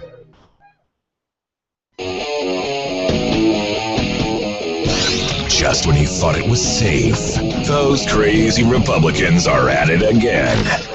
It's time for the Rick Smith Show's Conservative Alerts. Well, he's back. He's back. Mr. Todd Achy Breaky. Todd Aiken's back. Yeah, you may remember him. He's the guy, the legitimate rape guy. Yeah, he's the...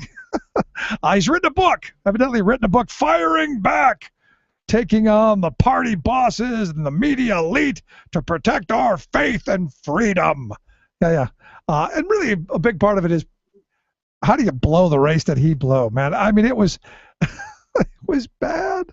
You had such a big lead. Then you said something dumb. And made it worse by continually saying something dumb. You may remember it. It was he claiming that women they claim rape all the time, but was it really legitimate rape? Because they just have second thoughts afterwards, and then came the and I love the that women being raped can't get pregnant because of the stress and fertilization process, and the body just shuts down and then pushes it all out, which is really very twisted. But again, I guess when you keep telling yourself this kind of stuff long enough, you might believe it. I don't know who's going to buy the book, but I'm sure there are some conservative think tanks out there who have some extra money laying around that they can just go, hey, you know what? Why not? Wow. And I got to be honest with the primaries that just came up, loser. I guess we didn't learn good sportsmanship as children. These must have been the kids who were kicking and screaming and all that. The loser of the Oklahoma primary, which I got to be honest is just kind of one of those things that kind of leaves you shaking your head going, exactly what were you thinking when you wrote this? A guy named Timothy Ray Murray. He posted a press release or a news person basically saying that the guy who won, which was the incumbent Representative Frank Lucas, according to him, and this is what the press and the news release said, it's widely known Representative Frank D. Lucas is no longer alive and has been displayed by a lookalike. He meant displaced, or he meant, I don't know what he meant. Been displayed by a lookalike. Murray evidently is claiming that Representative Lucas was executed by the World Court on or about January 11th, 2011 in southern Ukraine on television.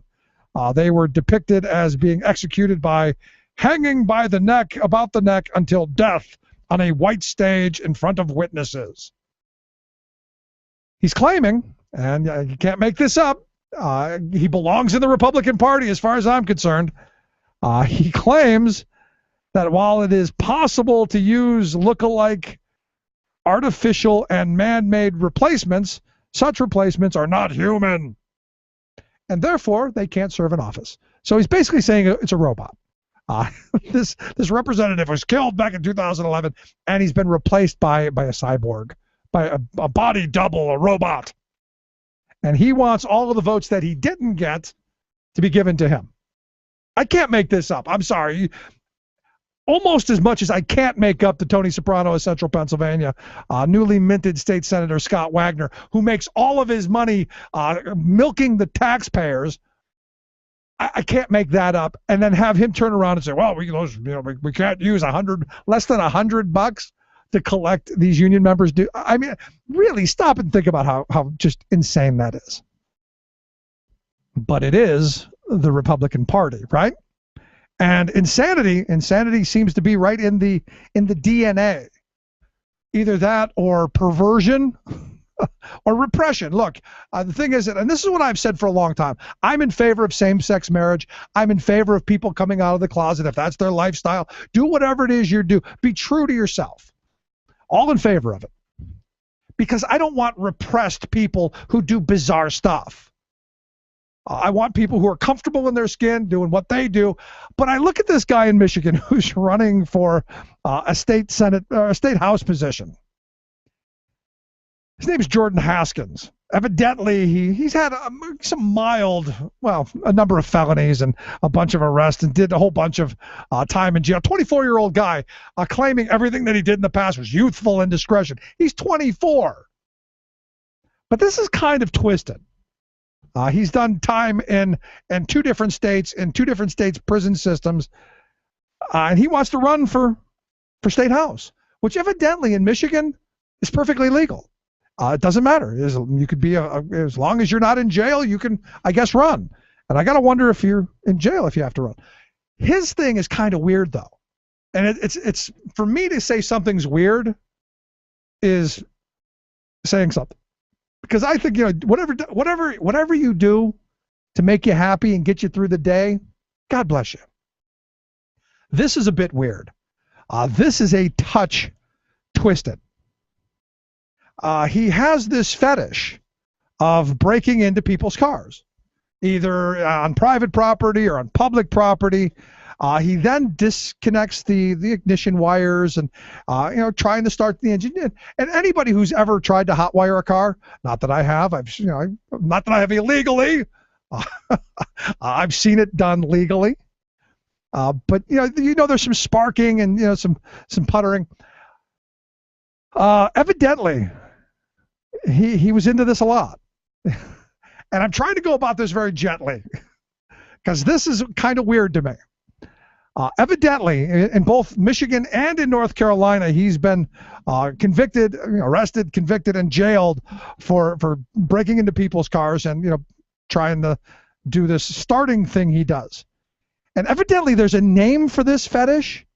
It's called cranking or pedal pumping, which I didn't get.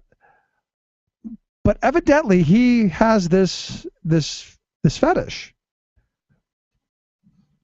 And I know, just spit it out, Rick. You can do it. I'm worried about the FCC. Evidently, while the car is making that sparking noise, because I guess he takes spark plugs out, so it makes a bunch of noises and like this. Evidently, this gets him off, and he's in there, doing his single man love thing.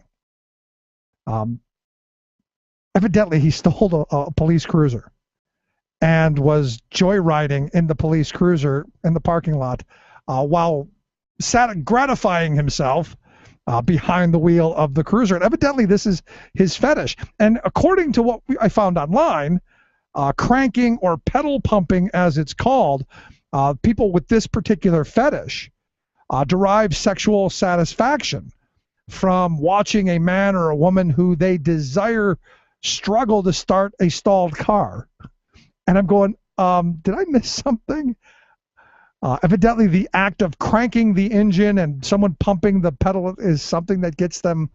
I can't make this up. I'm sorry. This is kind of weird for me. But hey, you know what? If it was his own car, God bless him. If that's what does it for you, all right. Do what you got to do.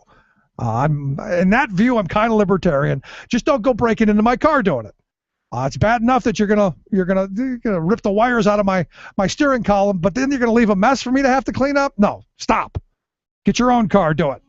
Anyway, what he says he wants to be the Republican, the conservative candidate that says, conservatism is for you. Because conservatism, real conservatism, true red-blooded American conservatism is about grit, hard work, loyalty, and traditional values, your family values. And I'm going, if that means driving around in a stolen police car while engaging in, okay, that's your family value. Do what you got to do. And finally, the last one I'm going to get into of unfortunate Republican incidents, the Mississippi T-Twit, who evidently conspired to photograph Thad Cochran's wife. He has committed suicide. They said they found him a cause of death, a gunshot wound to the head. His name was Mark Mayfield. He was the chairman, the Tea Party's vice chairman. He was arrested for being a part of that scheme. Sad all the way around. And I feel for his family, and I wish the best for them. But wow, just weird. Quick break. Right back. Stick around. No matter to me, as long as we can live in harmony. Remembering that united we bargain, divided we beg. Rick Smith. It's pretty rare that you encounter people who say that the problem of carbon pollution is not a problem. Generally, they don't just say, no, I don't believe anything scientists say. Except where? In Congress. The gloves are off. President Obama now just openly ridiculing climate change deniers. This is just brutal, Carol. This rain is incessant. It is not stopping. Extreme weather hits the World Cup. Pregnant women or those that are going to become pregnant soon should be very concerned by the data. Pesticides linked to autism again. Plus, well, forget global warming. The U.S. has actually been cooling since the 1930s, but you wouldn't have known that because someone faked the numbers. The shocking new report ahead. the shocking fact that Fox News is lying to you again. All of that and more ahead. From BradBlog.com, I'm Brad Friedman. And I'm Desi Doyen. Stand by for 6 minutes of independent green news, analysis, and snarky comment. There is really only one solution to get Republicans to do something about climate change. Barack Obama must become a global warming denier. Yep, that'll do it. This is your Green News Report. He must ride up to Congress in a Hummer with a gun rack and tell them, I was wrong and you were right.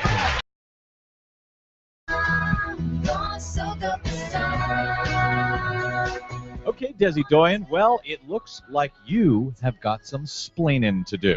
I was watching Fox News this week, and I have learned about your entire scam. 1934, that's the hottest year on record in the United States, at least until NASA scientists fudged the numbers to make 1998 the hottest year to overstate the extent of global warming. They fudged the numbers. Desi Doyen, you and your greeny lefty tree-hugging friends are busted by Fox News.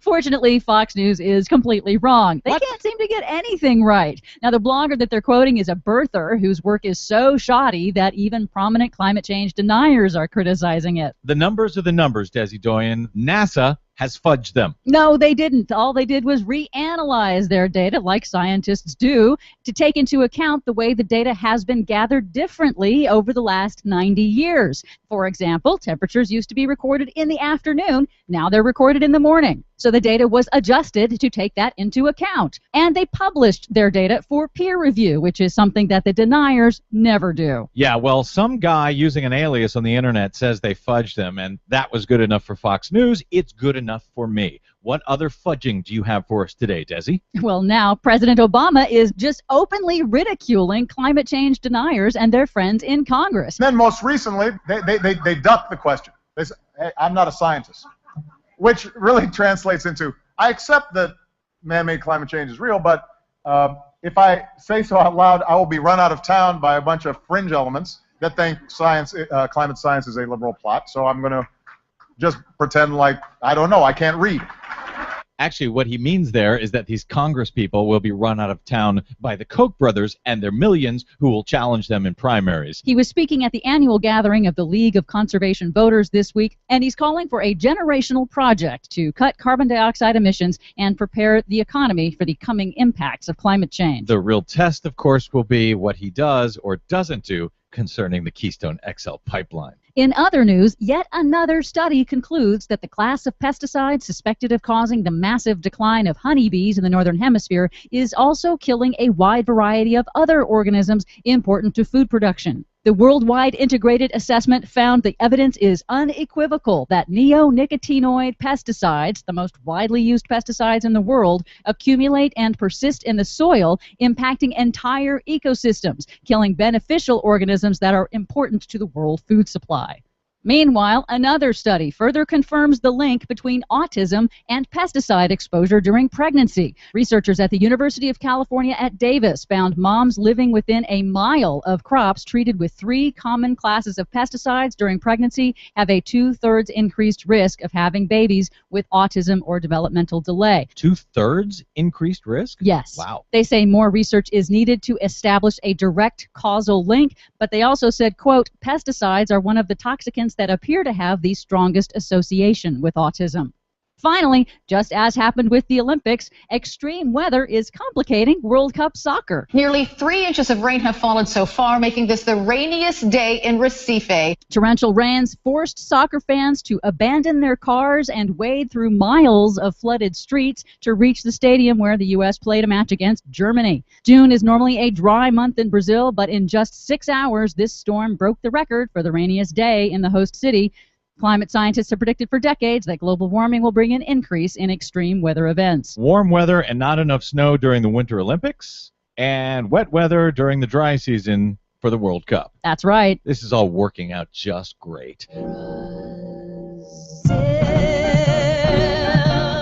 For much more on all of those stories and the ones we couldn't get to today, please check out our website at greennews.bradblog.com. While you're there, please consider a donation to help the Green News Report stay on your airwaves and to continue connecting the climate dots, which almost no one else ever does. From BradBlog.com, I'm Brad Friedman. And I'm Desi Doyen. And this has been your Green News Report.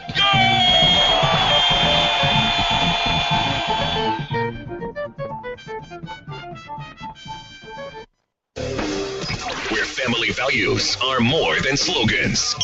The Rick Smith Show.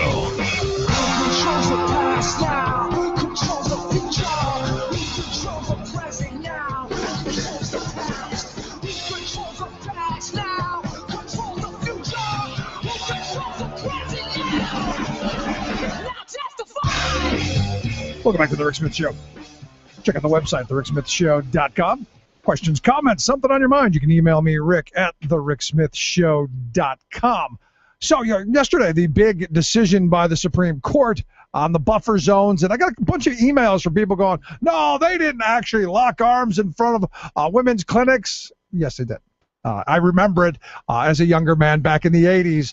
I remember actually the fighting and stuff that went on at a lot of these places, which is why these buffer zones came into place, because crazy people do, well, crazy things. But here to talk a little bit about yesterday's decision, the good, the bad, the ugly, what is it, and what is it not, I've asked Sarah Newman. She's the Director of Policy, the Director of Public Affairs over at Planned Parenthood Keystone. Sarah, thanks for taking time for us. Yeah, thanks for having me on the show, Rick. So, this decision yesterday, is this the end of the buffer zone? Are we going to see people locking arms in front of women's clinics again, or what is it? So certainly we were extremely disappointed that the Supreme Court has failed to uphold Massachusetts buffer zone. The decision ended the 30-foot buffer zone outside the Massachusetts clinics. It was a statewide buffer zone law. We do here in Pennsylvania have two smaller, more restrictive buffer zones, a 15-foot buffer zone in Harrisburg and a 15-foot buffer zone in the city of Pittsburgh. Those ordinances are different from the Massachusetts law, and we believe that those buffer zones will still exist and still do protect the safety of our patients. So anything in this ruling that would make you think that? I mean, now that it's been overturned and ruled unconstitutional there in Massachusetts, does that mean it's going to open up a floodgate of lawsuits here in Pennsylvania or in other states? We certainly are following it and closely following the developments there. I want to stress that it's important to note that the abusive protests outside health centers are rare.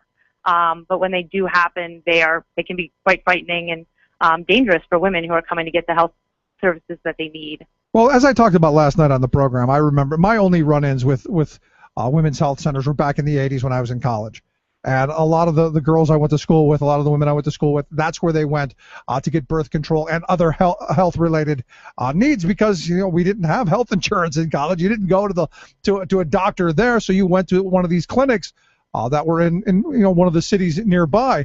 And I remember driving someone there and it going, really? Because they were literally locked arms across the front door, which to me seemed really bizarre. Sure. So I'll note that the decision yesterday struck down the buffer zone law that was in Massachusetts, but it doesn't end the federal protection from access to healthcare facilities. So currently, the women can be now bullied and harassed while trying to get the health services that they need. Protesters can't block the entrance or exit of healthcare facilities. So you're going to have a gauntlet of people hurling horrible statements at you, but they can't actually physically stop you.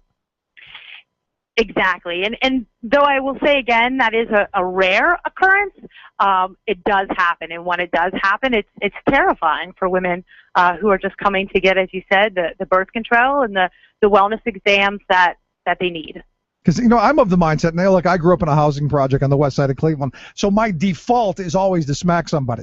And I can't imagine walking down a gauntlet of people yelling things at me without me yelling something back, or at least grabbing someone by the throat and give them a couple of good whacks. So I can't imagine me personally being in that situation, and I don't think anyone should have to.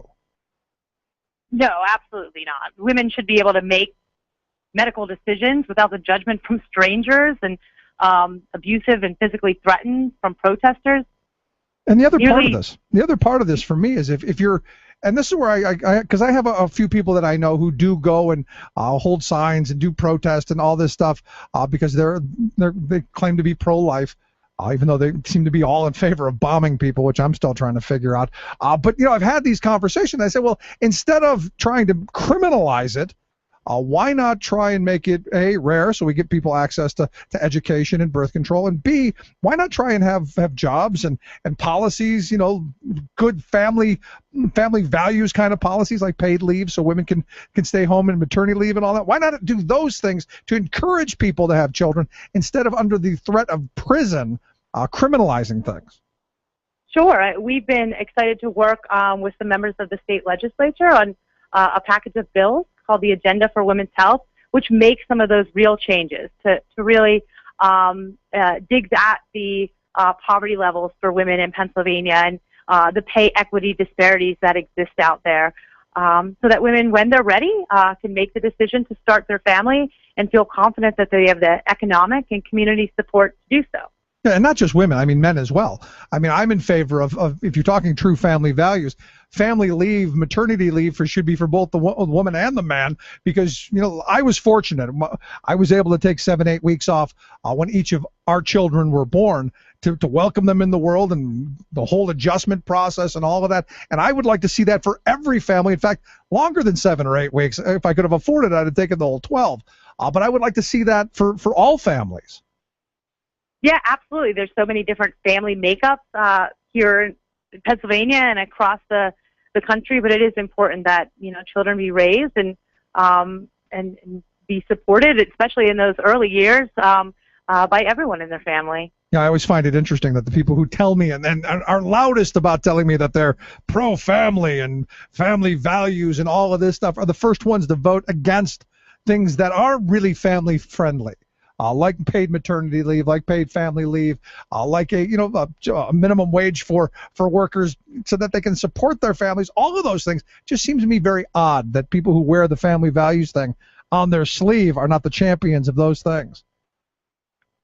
Yeah, I mean, we recognize that as well. We're often shocked by how many folks who are avid supporters or say that they're avid advocates for women's health are not signed on to some of the good bills that exist in the Agenda for Women's Health. Yeah, we love the children until they're born, and then you're just a bad parent if you can't afford to put food on the table or a roof over their head. Just nuts to me. You listen to the Rick Smith Show. We're here with Sarah Newman. She is the Director of Public Affairs with Planned Parenthood Keystone. Monday, a big decision is supposed to be coming out. I'm assuming it's going to be Monday. This Hobby Lobby case, which I've been saying is really not so much about birth control or religious freedom as it is about workers' rights and the power that employers have over employees. And personally, to me, if it goes the wrong way, which I kind of anticipate it will, to me, this is another one of those reasons we get away from employer-based health care.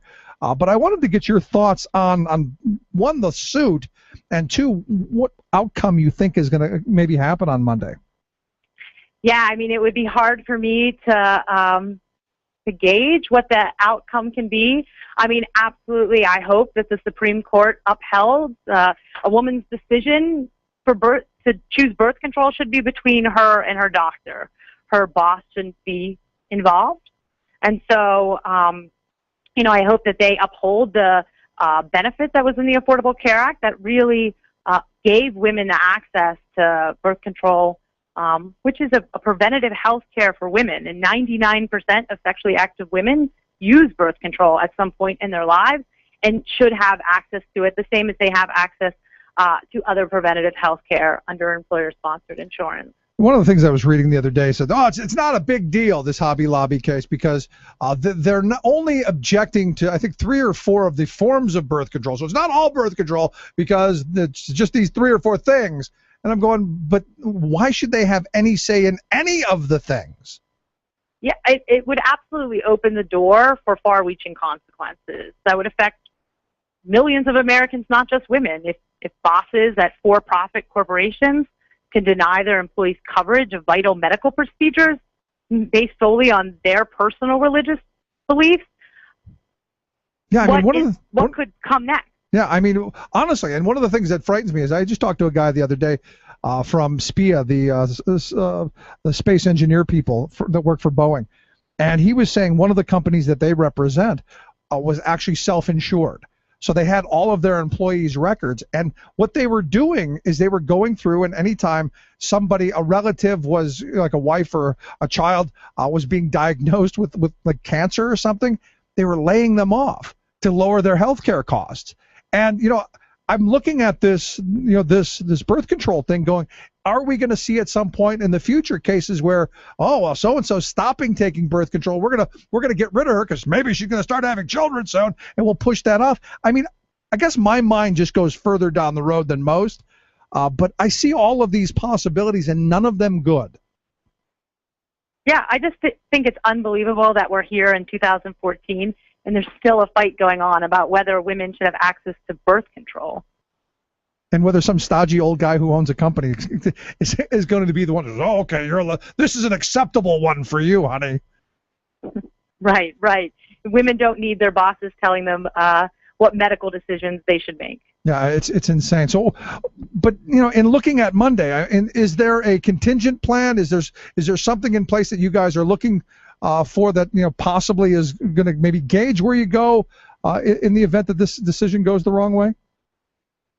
Sure. Well, we're going to do all that we can to move forward and not backward.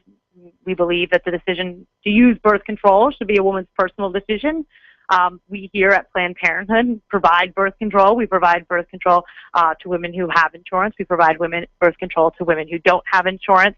And we will continue to be here to provide that type of care no matter what the decision is. So I think it was John Kyle, the senator from Arizona. He said something like 97% of the stuff that you do is abortion. Like almost everything you do. Sure. So 96% of the services that we offer at Planned Parenthood are preventative health services. We offer cancer screenings, STD screenings, well women's visits. For many women, we are their main access to health care. I think he's got something wrong there. Then maybe he just had it flipped backwards. I don't know. Anyway, I'm not looking forward to Monday because there are a couple of decisions. This being one of them that I'm not looking forward to. But we will figure it out on Monday. And I'd love to talk to you again at some point in the future when this shakes itself out. Yeah, well, thanks for having me on. I really appreciate sharing this information. Thanks so much, Sarah. I appreciate it. Sarah Newman, Director of Public Affairs at Planned Parenthood Keystone. Quick break. Right back with your thoughts. 1-888-520-RICK. 1-888-520-7425. This is The Rick Smith Show. We're working people. Come to talk. One of these days we wanna wake up and make a new way. One of these days.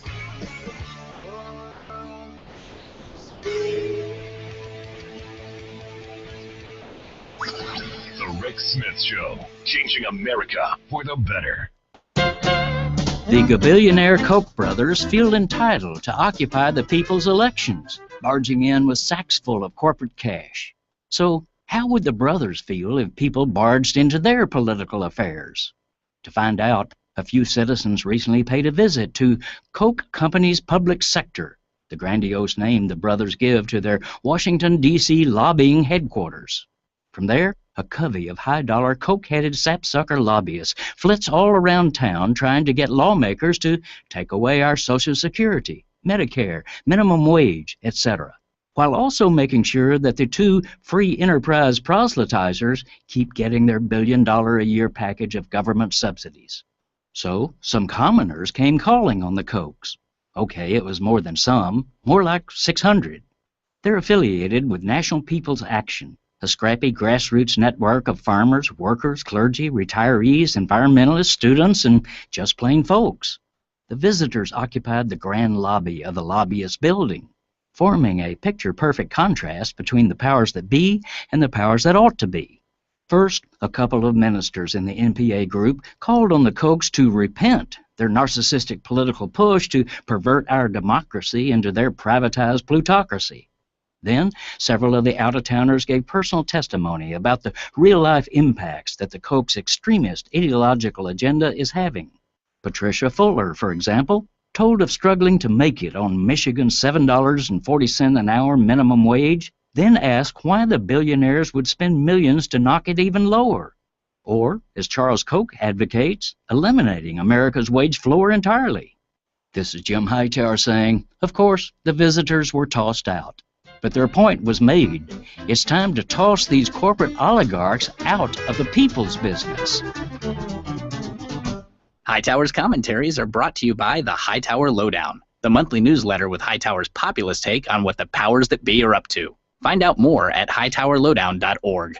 Would you dive 14 feet deep in the Susquehanna to keep a bridge safe? Would you spend night after night with prisoners to keep your community safe? Would you spend Christmas Eve plowing snow to keep roads safe?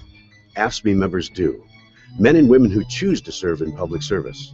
Mine inspectors, 911 dispatchers, healthcare workers, parole agents. You may not think about them, but no, they're all thinking about you. This message brought to you by AFSCME Council 13. Would you...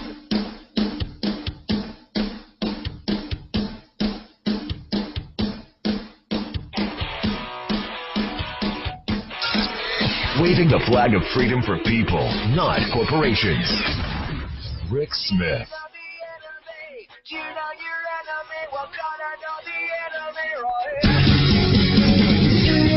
Yeah, I was thinking about it during the break there.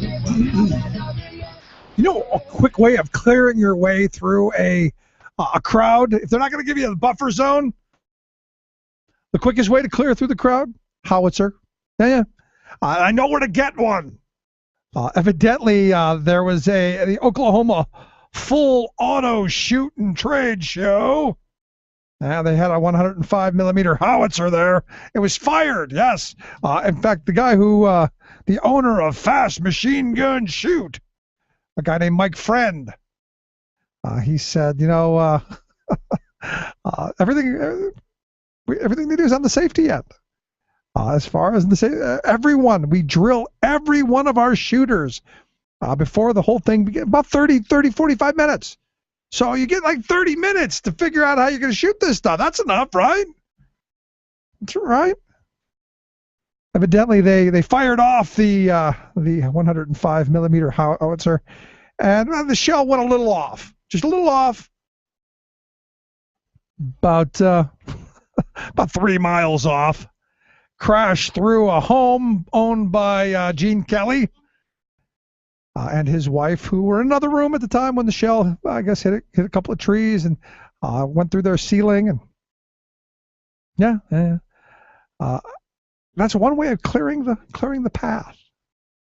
And what I love about these gun nuts is, we want to shoot everything off. But you know, what would have happened had Gene and his wife been sitting in that room over there reading the good book, and all of a sudden the hellfire of redemption come and takes them away.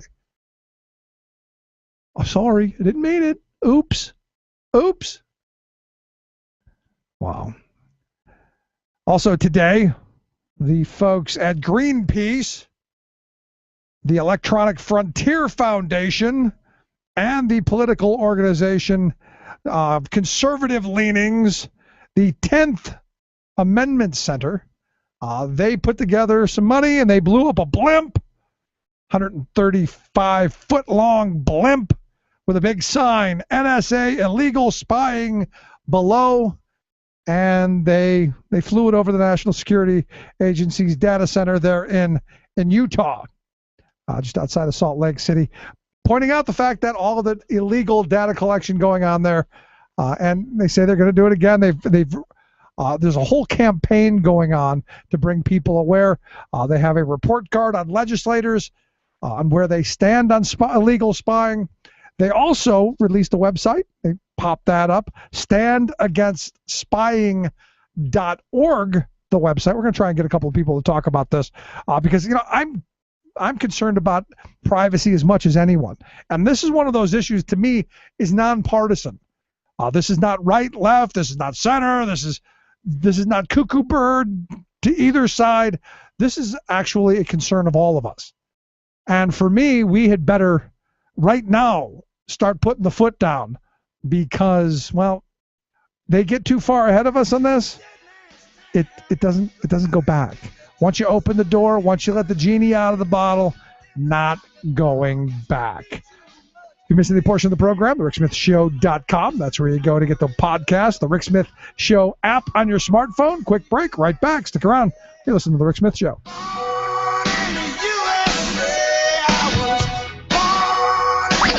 The Rick Smith Show, changing America for the better. It's the Rick Smith Show on Country Gold Radio, WIOO Carlisle, and WEEO Shippensburg. You're listening to WIN, Workers Independent News, a production of Diversified Media Enterprises. I'm Doug Cunningham.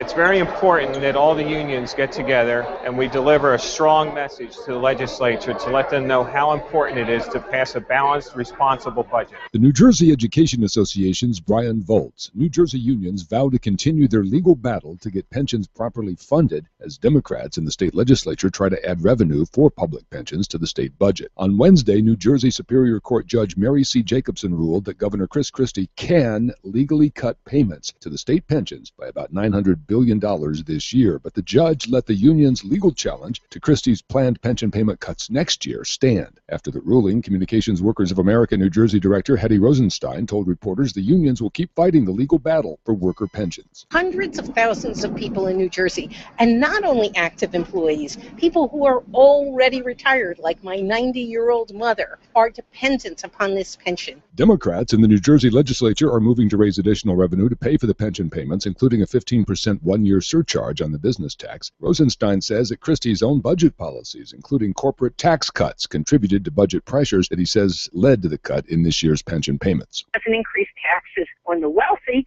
In fact, he cuts taxes for the wealthy, but he's increased taxes already on poor and working class people by eliminating the earned income tax credit, by eliminating the urban enterprise zones for taxes, by cutting homestead rebates, and by increasing tolls and fees on working class people. The U.S. Supreme Court unanimously ruled President Obama's recess appointments unconstitutional Thursday. Obama made the appointments, including positions on the National Labor Relations Board, after Senate Republicans blocked them. Obama argued that the appointments were made during Senate recesses. Republicans, though, used parliamentary tactics to gavel the Senate into session, even though senators weren't actually there conducting floor business. The Senate eventually approved the nominees after Democrats changed the rules to effectively end filibusters on presidential appointments. 3 United Nations experts say tens of thousands of water service cutoffs in Detroit violate international human rights standards. The experts say that, quote, disconnection of water services because of failure to pay due to lack of means constitutes a violation of the human right to water and other international human rights. With high poverty and high unemployment in Detroit, water bills are increasingly unaffordable. As many as 30,000 households are expected to have water service disconnected over the next few months. You've been listening to WIN, Workers Independent News. For more information, visit laborradio.org.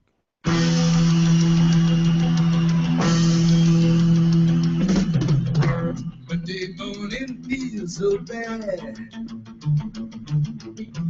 Everybody seems to connect with me. Coming Tuesday, I feel better. Even my old man looks good. These Wednesdays go so slow. Thursday, I don't know. I got Friday on my mind.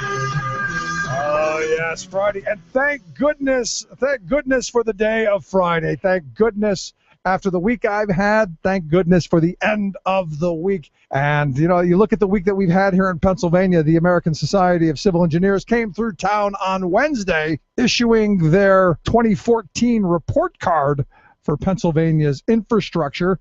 Our grade remains unchanged from 2010, which is a C-, which I got to be honest, I think was very generous. I think there's a bell curve here. There's something amiss because our infrastructure most certainly, in my view, has gotten worse over the last 4 years. 7 Ds, 6 Cs, 3 Bs. The Bs, and I guess you got to go, okay, we got a couple of Bs, a B- in hazardous waste, a B in freight rail, and a B in Parks and recreations. So what's the governor doing? Taking money out of parks and recreations. Because we got to bring that down. That B's making everything else look bad. Our roads, a D-, not surprising. Our wastewater systems, a D-. Our drinking water, a D. Bridges, a D+. So, hey, there's a positive, right? Only 1 in 4 of our bridges are structurally deficient. And like I said, I think there's a bell curve going on here. But here to talk a little bit more about infrastructure, not just here in Pennsylvania, but across the country, I've asked our good friend Isaiah Poole, online editor over at the Campaign for America's Future, ourfuture.org, the website. Isaiah, thanks for taking time for us. My pleasure, my pleasure. And having driven on Pennsylvania roads, I feel your pain. Yeah, no, I almost have a broken neck from our roads. But when I was driving a truck for a living, you wore the seatbelt not because it's the law, because it was the only way you stayed in the seat driving down 78. I know that's right. But So I look at this C-, and I got to be honest. There's got to be a bell curve here. There's got to be somebody very generous, in my opinion. Well, I mean, it would be very tempting to when you look at Pennsylvania. By the way, I don't know how they rated your public transportation system there. D. Yeah. Because in the Philadelphia area, your subway system is pretty bad. The commuter rail is not adequate for. You could say it's horrible. Yeah. But this is sort of par for the course for Pennsylvania. The tragic news is that Pennsylvania is about average for the country with a D rating, which means that you've got states, there's virtually no state that is really excels on these, and no major state for sure. One of the crises that we have in Washington is that we have a highway trust fund that is supposed to pay for roads, bridges, mass transit. It is funded through the gasoline tax that everybody pays when they fill up at the pump. But the problem is that we have not raised that gasoline tax since 1993. And because of the combination of inflation and the fact that cars are more fuel efficient, and we're actually, as a country, driving less, those three factors together means that highway trust fund is about to run out of money, probably as early as next month. Correct. Congress is absolutely stymied on what to do about it. The Republicans have basically every solution that they've come up with. They don't want to increase the gas tax, even though it hasn't been increased since 1993. When you say, okay, let's take money that is being sheltered by corporations overseas and let's close those tax loopholes, they say no to that. They've come up with crazy things like, okay, we're going to shut down Saturday postal delivery. That idea was so crazy. It was something that was actually floated by Eric Cantor before he got booted out in his primary election in Virginia.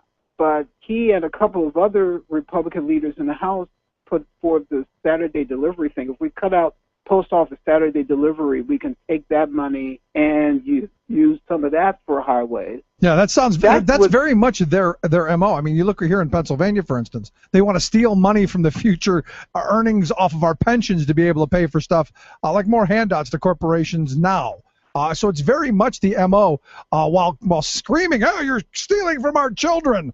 It's exactly what they're doing. Well, exactly. And the latest thing I wrote about was the refusal by Senate Republicans to allow anything to go forward unless there are cuts elsewhere in the budget. And our argument has been consistently, well, first of all, if you believe that the deficit was a problem, then if it ever was, it's certainly not as much of a problem now, because over the last 2 or 3 years, we've had a record decline in the deficit because of the Republican austerity policies that have put in place.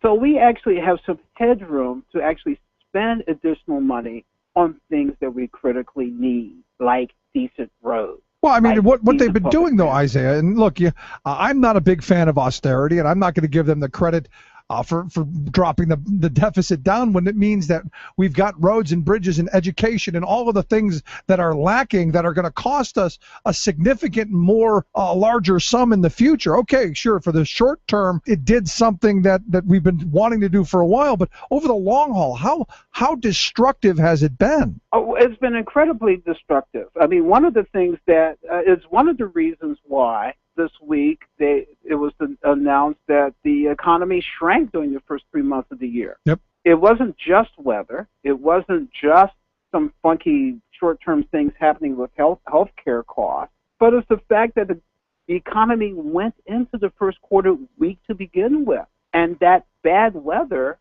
and some of those other factors tipped it over the edge. And now we're going to go into a situation where when we need an economy that's growing at 3 to 4% a year in order to really address the unemployment problems that we have right now, we're going to have an economy that's once again going to be limping along at 1.5%, 2% a year. And that's really unacceptable. And that is the reason why we need a crash program right now on infrastructure. Congress should not be should not go on a summer recess without having this issue resolved. And I would argue, not just for the short term, but states like Pennsylvania cannot, and no state, in fact, if you know anything about these projects at all, they're multi-year projects. Yep. And you need to have the certainty that you'll be able to do something that will take 2 or 3 or 4 years. Well, not just that, Isaiah. Last night on the program we talked about the anniversary of Congress approving the Federal Highway Act. It was 1956 that Congress approved it, and overwhelmingly approved it. Not just a 51%, overwhelmingly. In fact, in the Senate, only one person voted against it, and it's because he was opposed to the gas tax. But this was a 13-year project, a $30 billion project at the time, 1956, where it was nobody in the House of Representatives voted against it, and only one guy in the Senate. How do you get from there, where we're going, yep, over the next 13 years, we're going to spend $30 billion to build this massive infrastructure? How do you get from that point to, well, we're just going to let the thing go broke? Well, it's the ideology that the government can't do anything right and shouldn't be allowed to do anything right. And that's what's taken over much of the Senate. And much of the House. There is a serious movement. Years ago, this used to be a fringe position. And the fringe position was that the federal government should get out of the highway funding business, out of the transportation funding business. You throw it all to the state. You'd had a handful of libertarians and extreme conservatives who would take that position. I'm afraid that is becoming the mainstream Republican Party position. And the danger of what's going to happen in Congress now, which is that they may come up with something that will take this controversy into 2015. Which is nuts. Which is nuts, because by then you're going to have presidential elections, and I think you're going to have a Congress that's even going to be more intransigent and more likely to say, you know what, instead of thinking of this as a national transportation network, which is what it is, it's going to be a situation where, if you're shipping something, say, from New Jersey to Ohio, maybe New Jersey has an interest in keeping its roads up, but Pennsylvania doesn't. So Pennsylvania becomes a bottleneck, and then truckers have to choose, well, do I drive through decrepit Pennsylvania roads, or do I take an extra few hundred miles and go, maybe go through New York. Go through New York instead? Yeah. Why do you force corporations to make that choice? And in fact, a lot of the companies, Chamber of Commerce, for example, are really alarmed. They get it, actually, because they're the ones that have to ship their goods on these roads, and they're the companies whose commuters have to use these roads and these transit systems. They know the cost of not addressing these problems. The people who don't know and who apparently increasingly don't care are the ideologues in the right in Congress. But here's the thing, Isaiah, and this is what gets me. Ideology aside, you look at the fact that we've had a massive jobs crisis in this country since the Bush collapse, since really even before the September of 2008 collapse, when the recession started in 2007. We've had a massive jobs deficit. To me, if you just fix what's broken, I'm not even talking about meeting the next generation of technology, not even talking about putting broadband access all across the country like we did with telephone wires and electricity back in the 40s and 50s. I'm talking about just getting us up to where we were yesterday, just so that things aren't falling down, chunks of concrete aren't falling off bridges. This would be a huge, a massive, an enormous job creator. I agree with you 100%, and you're absolutely right about that. The problem is, and this is something that just came out in a poll today in Kentucky, where you have Allison Lundergan Grimes running against Mitch McConnell. And Mitch McConnell has proposed that the way we pay for a lot of this infrastructure is by eliminating prevailing wage law, so that wages on the projects are lower. Grimes has said, no, we pay for this stuff by closing tax loopholes, getting more revenue in, making corporations and the wealthy pay their fair share of the bill. After all, they benefit the most from having good roads and a good transportation network. So Grimes' position wins overwhelmingly. And if you go to our website later, you'll see that on our site. But you know, the fact that you have Mitch McConnell, the leader of the Senate Republicans, saying that, you know, the way that we pay for this stuff is by making sure that workers don't get much more than poverty wages for the gritty work of, you know, fixing these roads and bridges and whatnot. I mean, it's unconscionable to me that you would even go down that road, especially when you know that when wages are too low, as they have been for many jobs, including government contractor jobs, taxpayers pay on the other end. When these workers have to get food stamps, they have to get rental assistance and other kinds of government assistance just to make ends meet. Yeah. So the thing is to me, it gets people off the unemployment rolls. If we were creating jobs, we wouldn't have to be fighting over a federal extension that may or may not happen, and should have happened back before Christmas. They should have done their jobs before they went home to cook their Christmas goose. Well, exactly right. Exactly right. Well, I don't know what more to say. Well, there are people out there who are struggling, Isaiah, and I know that there are thousands of stories out there. Earlier, you were telling me about a woman from Chicago. Yeah, this was an interview that our Terrence Heath and our staff did. We've been following a group of people out in Chicago area. These are people who are mid-level and actually upper-level management types. I mean, these are guys who had high five and low six-figure jobs that got booted out during the 2009 crash. A lot of them have still not been able to find work.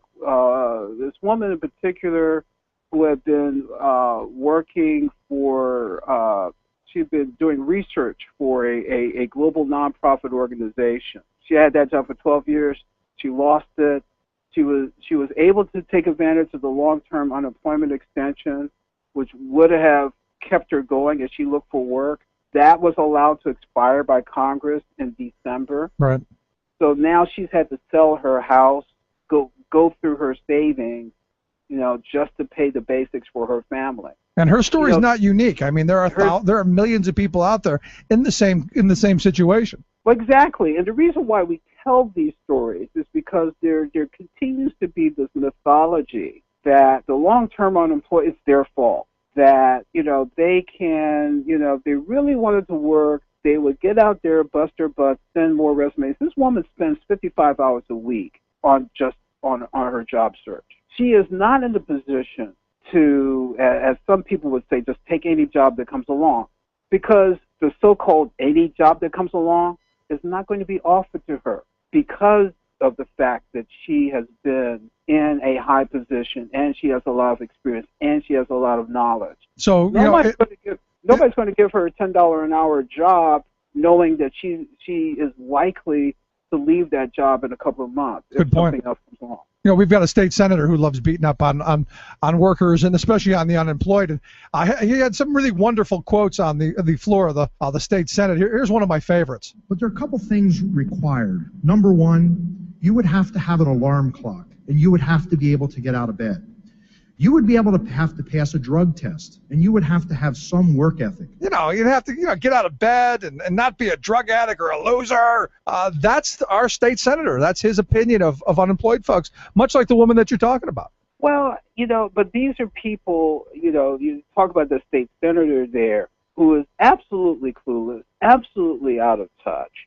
He obviously has not spoken to an actual unemployed person. I think what's going on is that people have this image, slackers who are sitting around all day watching reality TV shows in their trailer or whatever. That's not what we're dealing with. Yeah. So let me ask you this: How do we fix this? In wrapping this up, what's the action? What should we be doing? I mean, for me, I'm talking to people in Congress saying, hey, we need the federal extension, but more importantly, we need jobs plans. We need to get we need the certainty, and I love using that word because Republicans have used it for a couple of years now. Business needs certainty. Well, you know what? State governments need certainty that the highway projects they start are not going to end in a month and a half because 46% of Pennsylvania's money is going to be ripped out of the local economy. Right. So certainly what we are going to be doing at the Campaign for America's Future over the next couple of months, in fact, is pushing a jobs agenda, which includes, in fact, at the forefront would be a call for a massive infrastructure spending program that would be partly funded by closing down tax loopholes, making the corporations the companies that use our roads but park their profits overseas, telling those companies pay the taxes that they should pay on the profits that they make. Yeah, not begging with our hand out, demanding, as the good socialist president Dwight David Eisenhower used to do. Oh, well, there you go. There's a start. And it's a place for us to go, and maybe just maybe we'll get some of our crumbling roads and bridges, and who knows, maybe we'll even start thinking about improving our infrastructure for the future. Wow, what a thought that would be. Isaiah, it's always great talking with you. I appreciate you taking time for us. Absolutely. Keep up the fight. Thanks so much, our good friend Isaiah Poole. Campaign for America's Future, ourfuture.org, the website. Quick break, right back after this. You're listening to The Rick Smith Show. We're working people. Come to talk. I got a picture in my pocket of the lucky one. I'll announce the winner on the radio with my microphone. I do a super show. I wear a cowboy hat. It is my business hat. I'm on till 1 a.m. I must tell you that I'm a man with a mission. The Rick Smith Show, changing America for the better. It's time for The World in 2. I'm your host, Luke Vargas, reporting for Talk Radio News Service. Ukraine entered into a trade pact with the European Union today, along with Georgia and Moldova. This is a big deal for Ukraine, and the country's President Petro Poroshenko even went so far as to say it's the most important occasion since Ukraine achieved independence in 1991.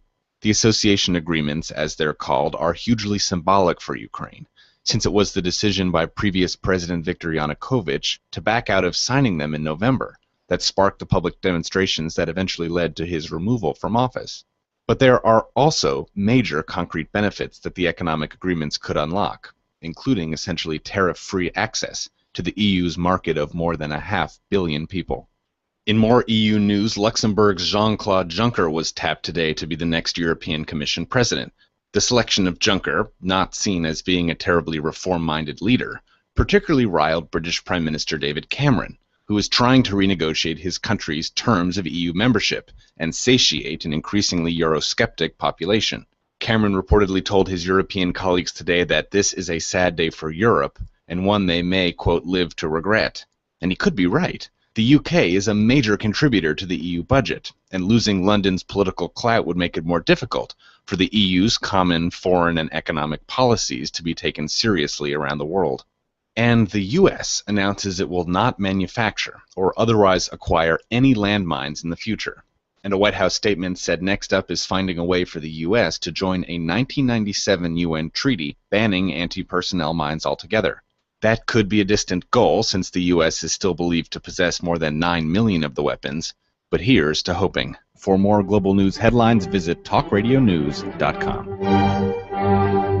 This is the Media Matters Minute. I'm Coleman Lowndes. Fox News' upcoming investigative report on the growing crisis in Iraq will feature Iraq War architect, former Vice President Dick Cheney. Fox's willingness to give airtime to Cheney to cast blame on President Obama for the current situation in Iraq completely ignores the former Vice President's own role in creating the problems there. Even the network's own Megyn Kelly called out Cheney, saying, "Time and time again, history has proven that you got it wrong as well in Iraq, sir. What do you say to those who say you were so wrong about so much at the expense of so many?" Former President Bill Clinton also weighed in on Cheney's denial during an interview with NBC's Meet the Press host David Gregory. Mr. Cheney has been incredibly adroit for the last 6 years or so, attacking the administration for not doing an adequate job of cleaning up the mess that he made. And I think it's unseemly. Mainstream media have been quick to embrace Iraq War architects like Bill Kristol, Paul Wolfowitz, and Cheney in their rush to explain the growing turmoil in the region, often without calling them out for their part in creating the crisis. For more on this and other stories, visit MediaMatters.org.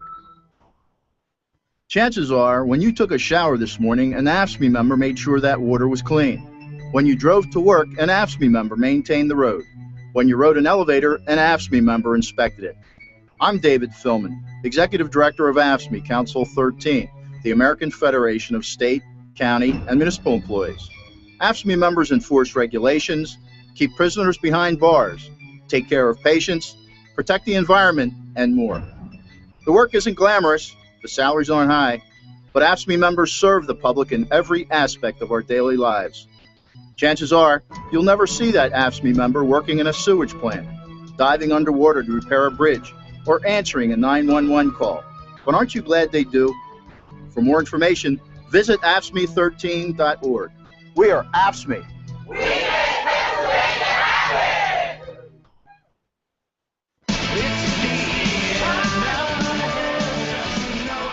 There is no America.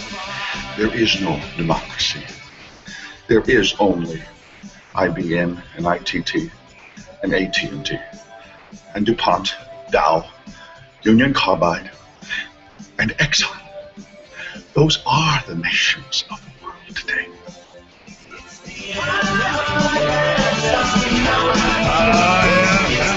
They're the ones that seem to be running things right into the ground.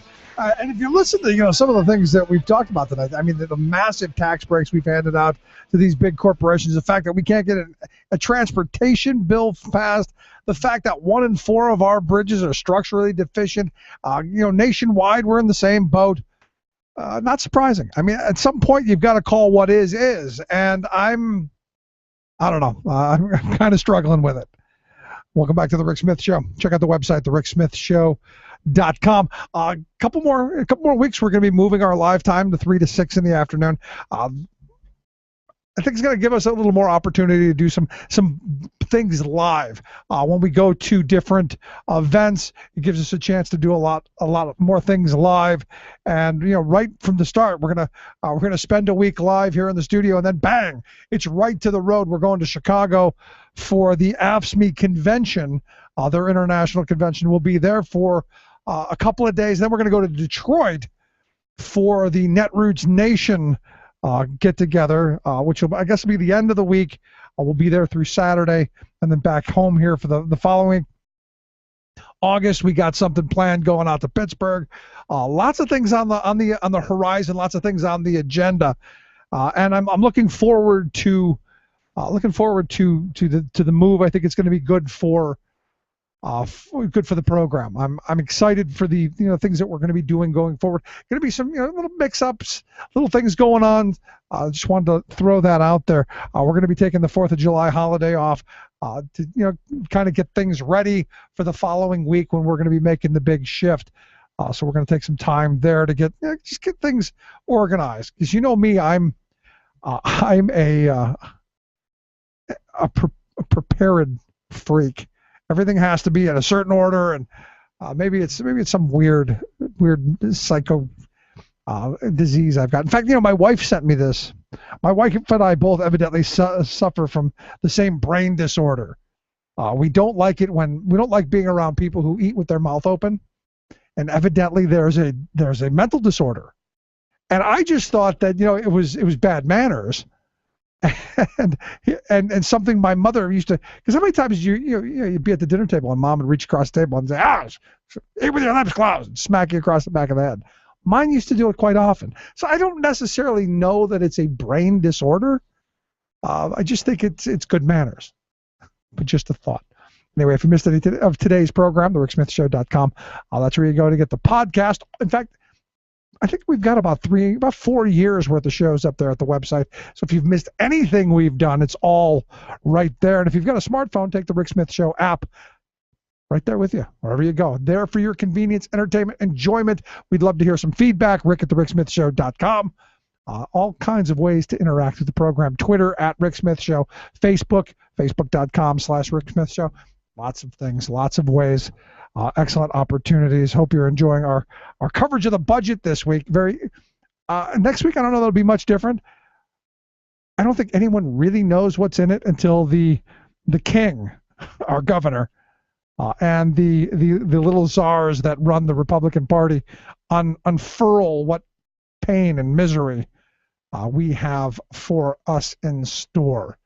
So I think it's going to be an interesting couple of days next week leading up to the big 4th of July weekend, and looking forward to taking a little time with the family there.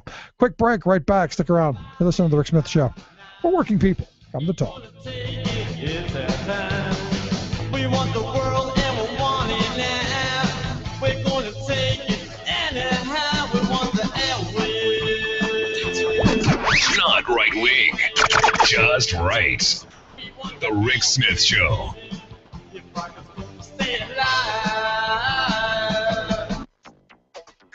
It's pretty rare that you encounter people who say that the problem of carbon pollution is not a problem. But generally, they don't just say, no, I don't believe anything scientists say. Except where? In Congress. The gloves are off. President Obama now just openly ridiculing climate change deniers. This is just brutal, Carol. This rain is incessant. It is not stopping. Extreme weather hits the World Cup. Pregnant women or those that are going to become pregnant soon should be very concerned by the data. Pesticides linked to autism again. Plus, well, forget global warming. The U.S. has actually been cooling since the 1930s, but you wouldn't have known that because someone faked the numbers. The shocking new report ahead. The shocking fact that Fox News is lying to you again. All of that and more ahead. From BradBlog.com, I'm Brad Friedman. And I'm Desi Doyen. Stand by for 6 minutes of independent green news, politics, analysis, and snarky comment. There is really only one solution to get Republicans to do something about climate change. Barack Obama must become a global warming denier. Yep, that'll do it. This is your Green News Report. He must ride up to Congress in a Hummer with a gun rack and tell them, I was wrong and you were right.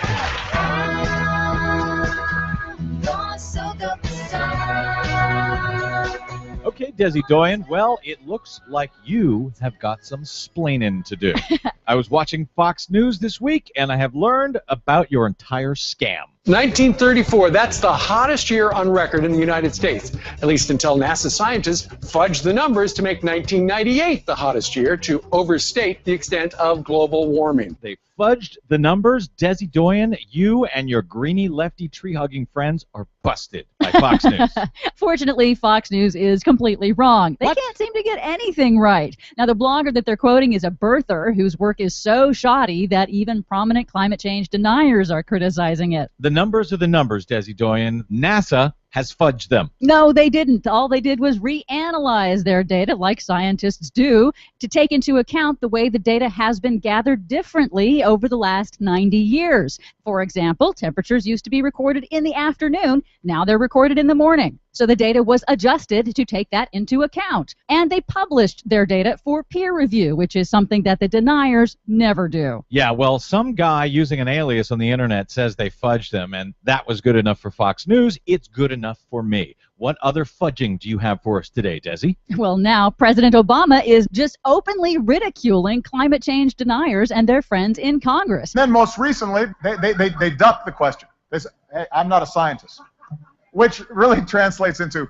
I accept that man-made climate change is real, but If I say so out loud, I will be run out of town by a bunch of fringe elements that think climate science is a liberal plot. So I'm going to just pretend like, I don't know, I can't read. Actually, what he means there is that these Congress people will be run out of town by the Koch brothers and their millions who will challenge them in primaries. He was speaking at the annual gathering of the League of Conservation Voters this week, and he's calling for a generational project to cut carbon dioxide emissions and prepare the economy for the coming impacts of climate change. The real test, of course, will be what he does or doesn't do concerning the Keystone XL pipeline. In other news, yet another study concludes that the class of pesticides suspected of causing the massive decline of honeybees in the Northern Hemisphere is also killing a wide variety of other organisms important to food production. The worldwide integrated assessment found the evidence is unequivocal that neonicotinoid pesticides, the most widely used pesticides in the world, accumulate and persist in the soil, impacting entire ecosystems, killing beneficial organisms that are important to the world food supply. Meanwhile, another study further confirms the link between autism and pesticide exposure during pregnancy. Researchers at the University of California at Davis found moms living within a mile of crops treated with 3 common classes of pesticides during pregnancy have a 2/3 increased risk of having babies with autism or developmental delay. 2/3 increased risk? Yes. Wow. They say more research is needed to establish a direct causal link, but they also said, quote, pesticides are one of the toxicants that appear to have the strongest association with autism.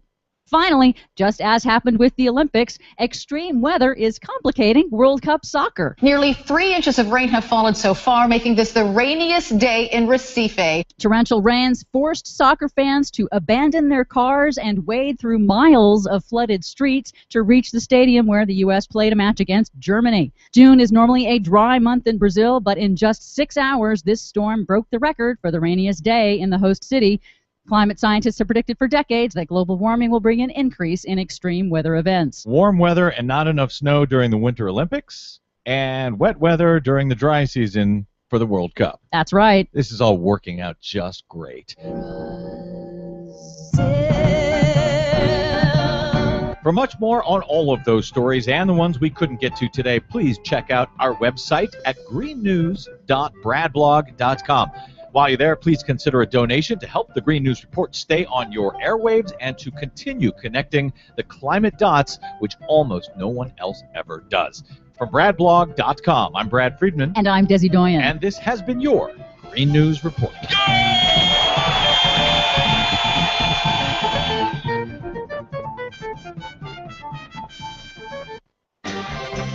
The most important issues of the day.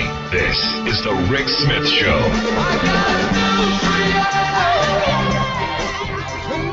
Yeah, well, thank goodness, the end of the week. The week that I've had, thank goodness. But the thing that bothers me is the weekend will come, it will go, and it'll be Monday. And Monday, to me, is going to be a bad day. So we're going to start off with yesterday, which was a horrible day. Today, not so good. Tomorrow, going to be a great day. Going to spend the day with the kids. We're going to play baseball. Going to do all kinds of great stuff. And then Monday's going to come, and the Supreme Court's going to ruin my day. I'm expecting 2 really bad cases, of course. The one we talked about earlier, the Hobby Lobby case, which I do think is going to go the wrong way because these are pro-corporate types on the Supreme Court. And then the Harris v. Quinn case, which I think is just this is the right-wing payback for every wet dream they've ever had. This is putting workers right in their place, and basically we're going to end and destroy labor in this country and go back to slavery. And I think that'll be probably a good thing. Maybe we'll get people out in the street with sticks and who knows what. Anyway, let's find out what's going on around the world and in Washington, D.C. Victoria Jones, Talk Radio News Service. Victoria, thanks for taking time for us. Thank you. Yeah, again, big weekend coming up. The last couple of days, not so good. Not so good with my hot water tank exploding and basically soaking everything I own. It sounds so beyond dreadful. I'm so glad it wasn't me. Yeah, I mean, I woke up, and that's how a lot of bad things start. If I would have just stayed asleep, maybe it wouldn't have happened. Yeah, maybe it would have happened to somebody else. Yeah, maybe it happened to my wife, because she took the kids and left. She gathered up the children, and they left because she didn't want to hear the the swear fest that was coming. My children have never heard many of the forbidden words of which came out of my mouth quite frequently yesterday. Yeah, and I bet she didn't want them to hear them probably for about another 10 years. Exactly. But, hey, cleaning. Got to do what you got to do. Good thing is you start getting rid of stuff. Go, well, it's ruined now. Might as well get rid of it. Oh, you had a great clean out then. Well, that seems to be what it's turned into. It wasn't meant to be. Yesterday was meant to be, let's get to work, let's do our stuff, and then, sidetrack. So let's talk about sidetrack. I guess the president getting remarkably blunt, trashing Boehner and his lawsuit. But could he trash Boehner any more than? And I really despise Neil Cavuto, but could he do any more than Cavuto did to Michelle Bachmann? Oh, that was a takedown. I mean, that was a sweet takedown. Neil Cavuto, you can't despise him now. Oh no! Yes, I can. The dog. A dog finds a bone every once in a while. Yeah, he was just gobsmacked by Michelle Bachmann, and that's the thing. Anyone who's interviewed Michelle Bachmann, which I have, because you become gobsmacked in the interview because of the complete lack of any sense, and that she speaks. And because you try to have a rational conversation, but she keeps saying things that are nonsensical, and you keep thinking, well, she's a member of Congress, so surely if I apply logic here, I can bring it back to some sense. No. And you can't because you've gone down a rabbit hole. And my first thought as I'm watching this, I'm going, the only reason he's doing this is he knows she's not going to be around in a couple of months, and he can score a couple of points off of this, and he should have. He should have, but I don't think that's why he was doing it. I was watching it. The man was out of control. He had lost it. It was like he couldn't believe that this was happening. He couldn't believe that you're going to defund the executive branch. Really? Yeah. Isn't that what her ilk really want to do? To grind everything that we the people do for ourselves to a complete halt? So corporatists can take over. I mean, isn't that the last 30 years of policy of deregulation, of privatization? Isn't that the whole ball of wax? I mean, isn't that the holy grail right there for them? I think that's certainly a piece of it for her. Yes. It's astonishing. Yeah. Well, maybe the hoax that's been running around about her getting arrested for driving under the influence for smoking pot in Colorado. Maybe she needs to. Well, as long as she doesn't have the same kind of trip that, what's-her-face, who writes for the New York Times, did, Maureen Dowd. Doesn't have some bad jokes. There's some bad stuff going around. Don't take the acid. There's bad stuff going around. Yeah, bad stuff, man. Taking you back to Woodstock. But I was hoping when I saw the story, I'm going, this ought to be fun for just some. So I tweeted it out and just to get to rise out of people. And nobody bit. I'm like, come on, that's funny. I would love to see that. Michelle Bachmann smoking a doobie and maybe Marcus, some dude. I don't know. I think it was probably because it was beyond people's imaginations that they couldn't bite. You went that one step too far. And when you read something like that's not going to happen. But it was still fun anyway. So the president not happy with Boehner's lawsuit, huh? Not happy with Boehner's lawsuit. Not happy with a lot of things. He's been on a 2-day swing through Minneapolis, and today gave a speech on the economy, on raising the minimum wage, which Minnesota's done. And so he was praising that, and he was pushing to raise it. But he also said, sometimes I'm supposed to be politic about how I say things, but I'm finding lately I just want to say what's on my mind. Yep. And you got to lose. He said, well, that's it. And he said, he said about Republicans, they don't do anything except block me and call me names. Can't be that much fun. It would be so much more fun if they said, let's do something together. Yeah. Well, it's nice that you found a spine. Oh, about 5 years too late. And then he went off and he said, the critics, the cynics in Washington, they've written me off 4 times than I can count. Don't think that we're not making progress. Oh, yeah, it's easy to be cynical. In fact, it's kind of trendy. Cynicism passes for wisdom. And then he said, cynicism doesn't invent the internet. Cynicism doesn't give women the right to vote. Cynicism is a choice. Hope is a better choice. So we're going back to the Hope thing then, huh? Going back to the Hope thing, but he also talked about the lawsuit. He said, I might have once said, I want to raise the minimum wage, so sue me if I do. I just didn't think they'd take me literally. No, and that's actually a very good line. My thought on it is, well, at least there's a job being created somewhere by Republicans in Congress, since they can't seem to do anything else. There's one, maybe two, couple lawyers getting a couple of jobs. I don't know, maybe it'll be good for their economy. It's always good for the lawyers' economy, as far as I can see. Yeah, there you go. And my thing is what's he getting out of it? I mean, there's what's the ends in this? I mean, personally, there's part of me that goes, aren't these the people in the party of everything's a frivolous lawsuit? Because this, to me, is the grand poobah of frivolous lawsuits. Well, there is a school of thought that thinks that this is the hors d'oeuvre, or at least not even the hors d'oeuvre. This is the starter course for the entree of impeachment. Again? Yeah, by John. There's another school of thought, although he said that he's not interested in impeachment. It doesn't matter whether he is or he isn't. If there's a groundswell of House members who are interested in, he will get drawn along by the tide. And under what grounds are we impeaching? That he I don't know. He used the pen to give federal contractors the mandate that they have to at least pay some decent minimum wage, or he gave rights to same-sex couples. I mean, is that where we're going? Is it Obamacare that he's not enforcing the I love this one. He's not enforcing the mandates that Republicans didn't want in the first place, but they're angry that he's not enforcing. I'm confused as hell over that.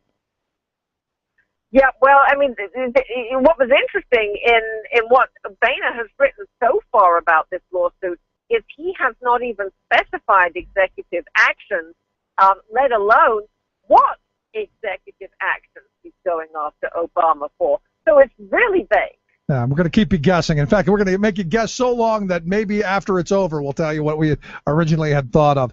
Let's move on. John Kerry had a meeting, in Saudi Arabia?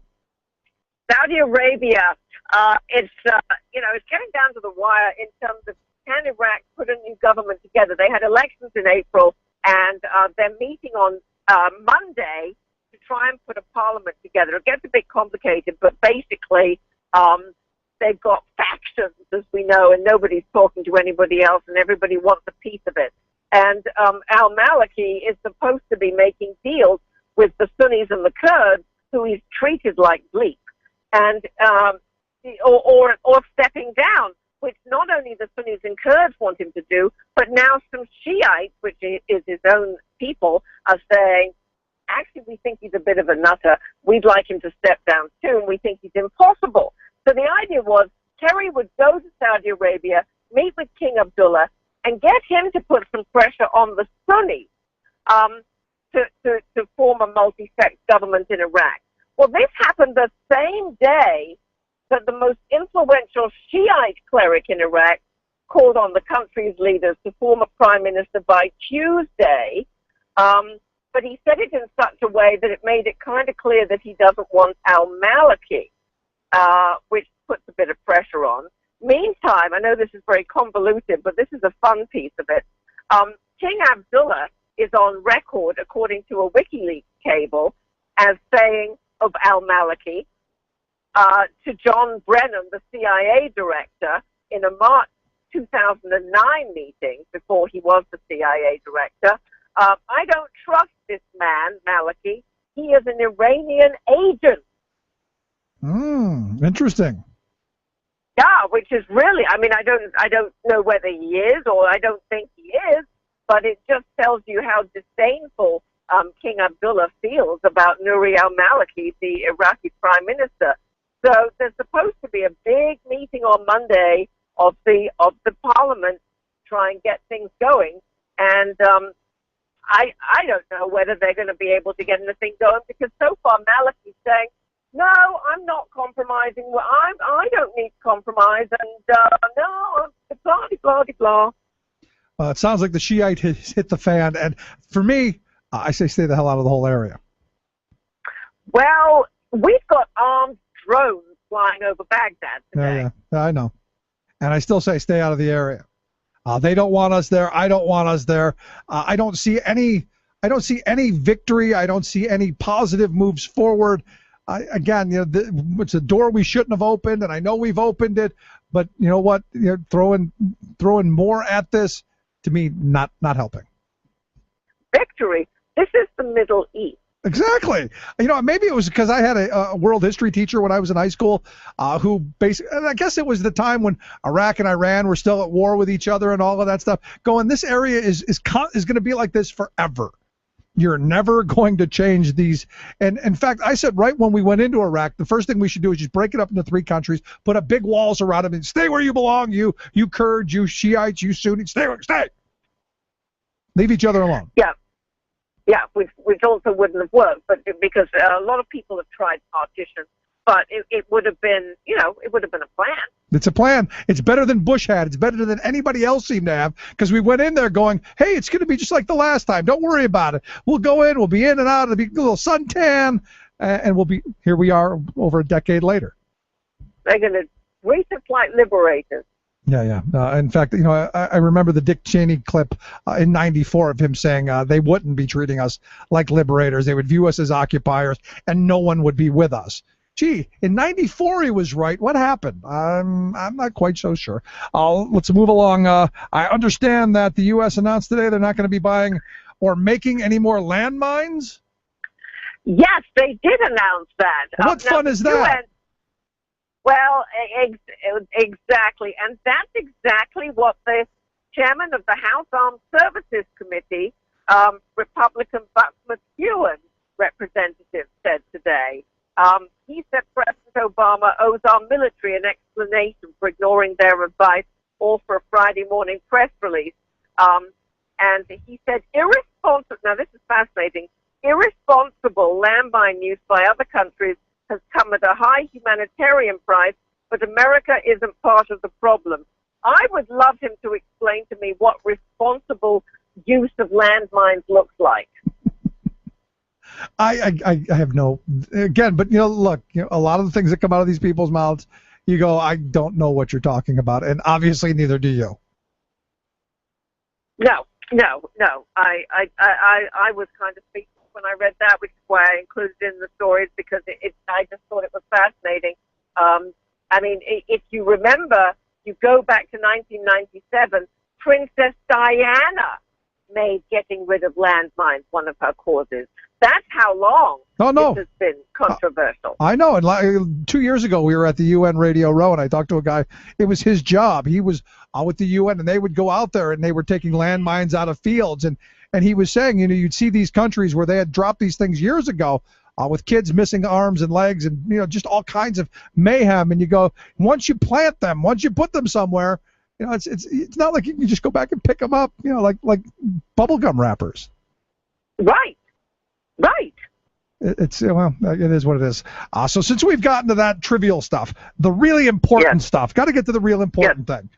This soccer thing, that evil, sadistic woman that I literally ran into a couple years ago at the Talkers Convention. And, I bumped into her and I said, boy, did it just get colder in here, or is it just me? Nice line. Yeah. Did you knock her over? She's so thin. No, she is. But she's bigger than. She's almost as big as I am. I'm 6'3". That's a big woman, or at least the Adam's apple was. But anyway, got her attention, and she's got to give her credit. She's good at attention. Ann Coulter got her attention by saying that soccer's only watched by people who. How did it go? That people whose great grandparents were here don't watch it. Yeah, she's basically saying that it's a bunch of immigrants who are watching it, is what she's saying, and also a bunch of liberals, a bunch of wussy liberals are watching it. So it's immigrants and liberals who seem to be interchangeable. I don't know. John Boehner's entire office ground to a halt on Thursday, and they watched it. All over Capitol Hill, people were watching it. The entire country. West Virginia was watching it. I know they're classified as a blue state, but they're pretty red. They were watching it. Soccer Fever made West Virginia go hog wild. I know that because I was talking to Howie, one of my talk show hosts this morning, and he said everybody's gone insane about soccer and the World Cup. So it has gripped the nation, and Ann Coulter is out of sync with the pulse of this country. Yeah, well, it's not about that. It's about getting her attention. That's what it's about. And I got to be honest with you, I've never actually watched an entire soccer game. I've seen flashes of it, but even I was checking to see if the U.S. won. So I was, because I'm a patriotic guy. I want to see if my country did well in whatever game they're playing. Personally, not a soccer fan. It seemed like an awful lot of wasted running. And as a big guy, the only time you're going to see me running is if someone's shooting at me. If I'm on fire, or if the laxative's working. One of the three that might get me running. The rest doesn't seem all that interesting to me. Well, they've got great legs, but the average soccer that's player, for you. That's the great leg things for you. I understand, but the average soccer player runs about 7 miles in a game. Yeah, that's just too much. But it's tremendously exciting, and it was tremendously exciting. And it wasn't quite as exciting as the previous game, but it was a tremendously exciting game. There was no way the U.S. could have stopped that German goal. It was from a set piece. This is a setup that the Germans used in front of goal. It was beautifully crafted. There was no way. But the Americans missed an opportunity to equalize in the 85th minute. I watched it. They got right up by goal. They had nobody there to put it away in the net. It was a huge missed opportunity to equalize. Not that it mattered because they went through anyway, but it would have been nice to get the tie. That would have been really nice rather than the loss. But it was very exciting, very good play. It is a very, very, very exciting game. And you don't know what you're talking about. No, I'm not saying that I do. I know that there are people who get really excited about watching people run around, and I'm okay with that. I like watching hockey, and there's some people who think that's just people skating around and chasing a little black puck. So I love hockey. I do as well. I love hockey. But the thing is, this whole running around thing with the cards and I just don't get it. Maybe it's that I didn't play as a young kid. We were too busy beating each other over the head with sticks. So maybe it's just not a thing that I was interested in. I see trees of green, red roses too. I see them blue for me and you. And I say to myself, oh, wonderful world. Yes, it is all about the children, even after they're born. Rick Smith. Would you dive 14 feet deep in the Susquehanna to keep a bridge safe? Would you spend night after night with prisoners to keep your community safe? Would you spend Christmas Eve plowing snow to keep roads safe? AFSCME members do. Men and women who choose to serve in public service. Mine inspectors, 911 dispatchers, healthcare workers, parole agents. You may not think about them, but no, they're all thinking about you. This message brought to you by AFSCME Council 13.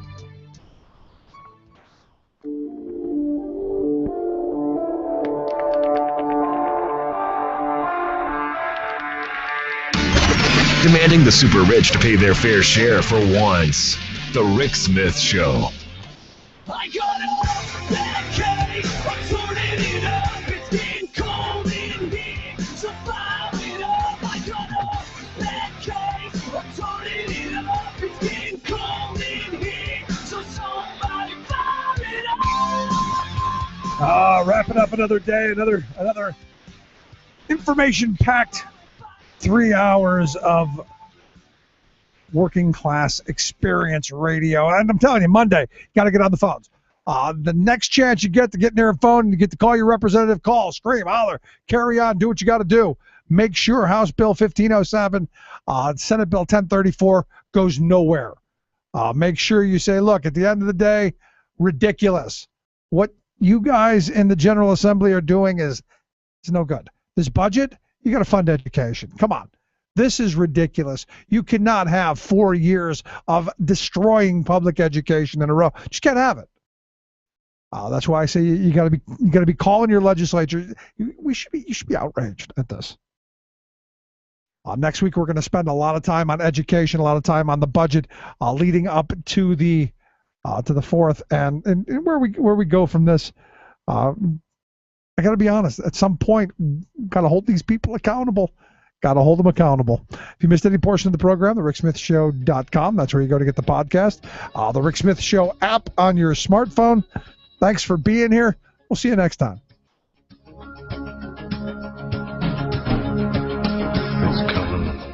You've been listening to The Rick Smith Show. Together, we can make America better. Email rick@thericksmith.com or interact with us anytime at thericksmithshow.com. Until next time, this has been The Rick Smith Show, where working people come to talk. Its color like the tide flood beneath the lunar sway. Imperial, mysterious, in amorous array. Democracy is coming to the USA.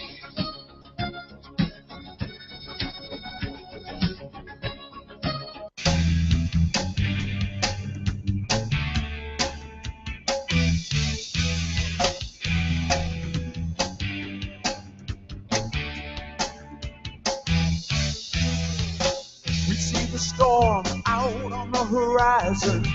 Clouds grow dark in the midnight sky. We feel the fire burning in the belly. The flame leaps out with an angry cry. From the underground where the night is endless. From the mine and rig where our work is done. From every plant and every nation we cry. We are many, we are one. Power, there is power in the youth. Power, there's power in our hands. Power, we stand and fight together. There's power in a union of many lands.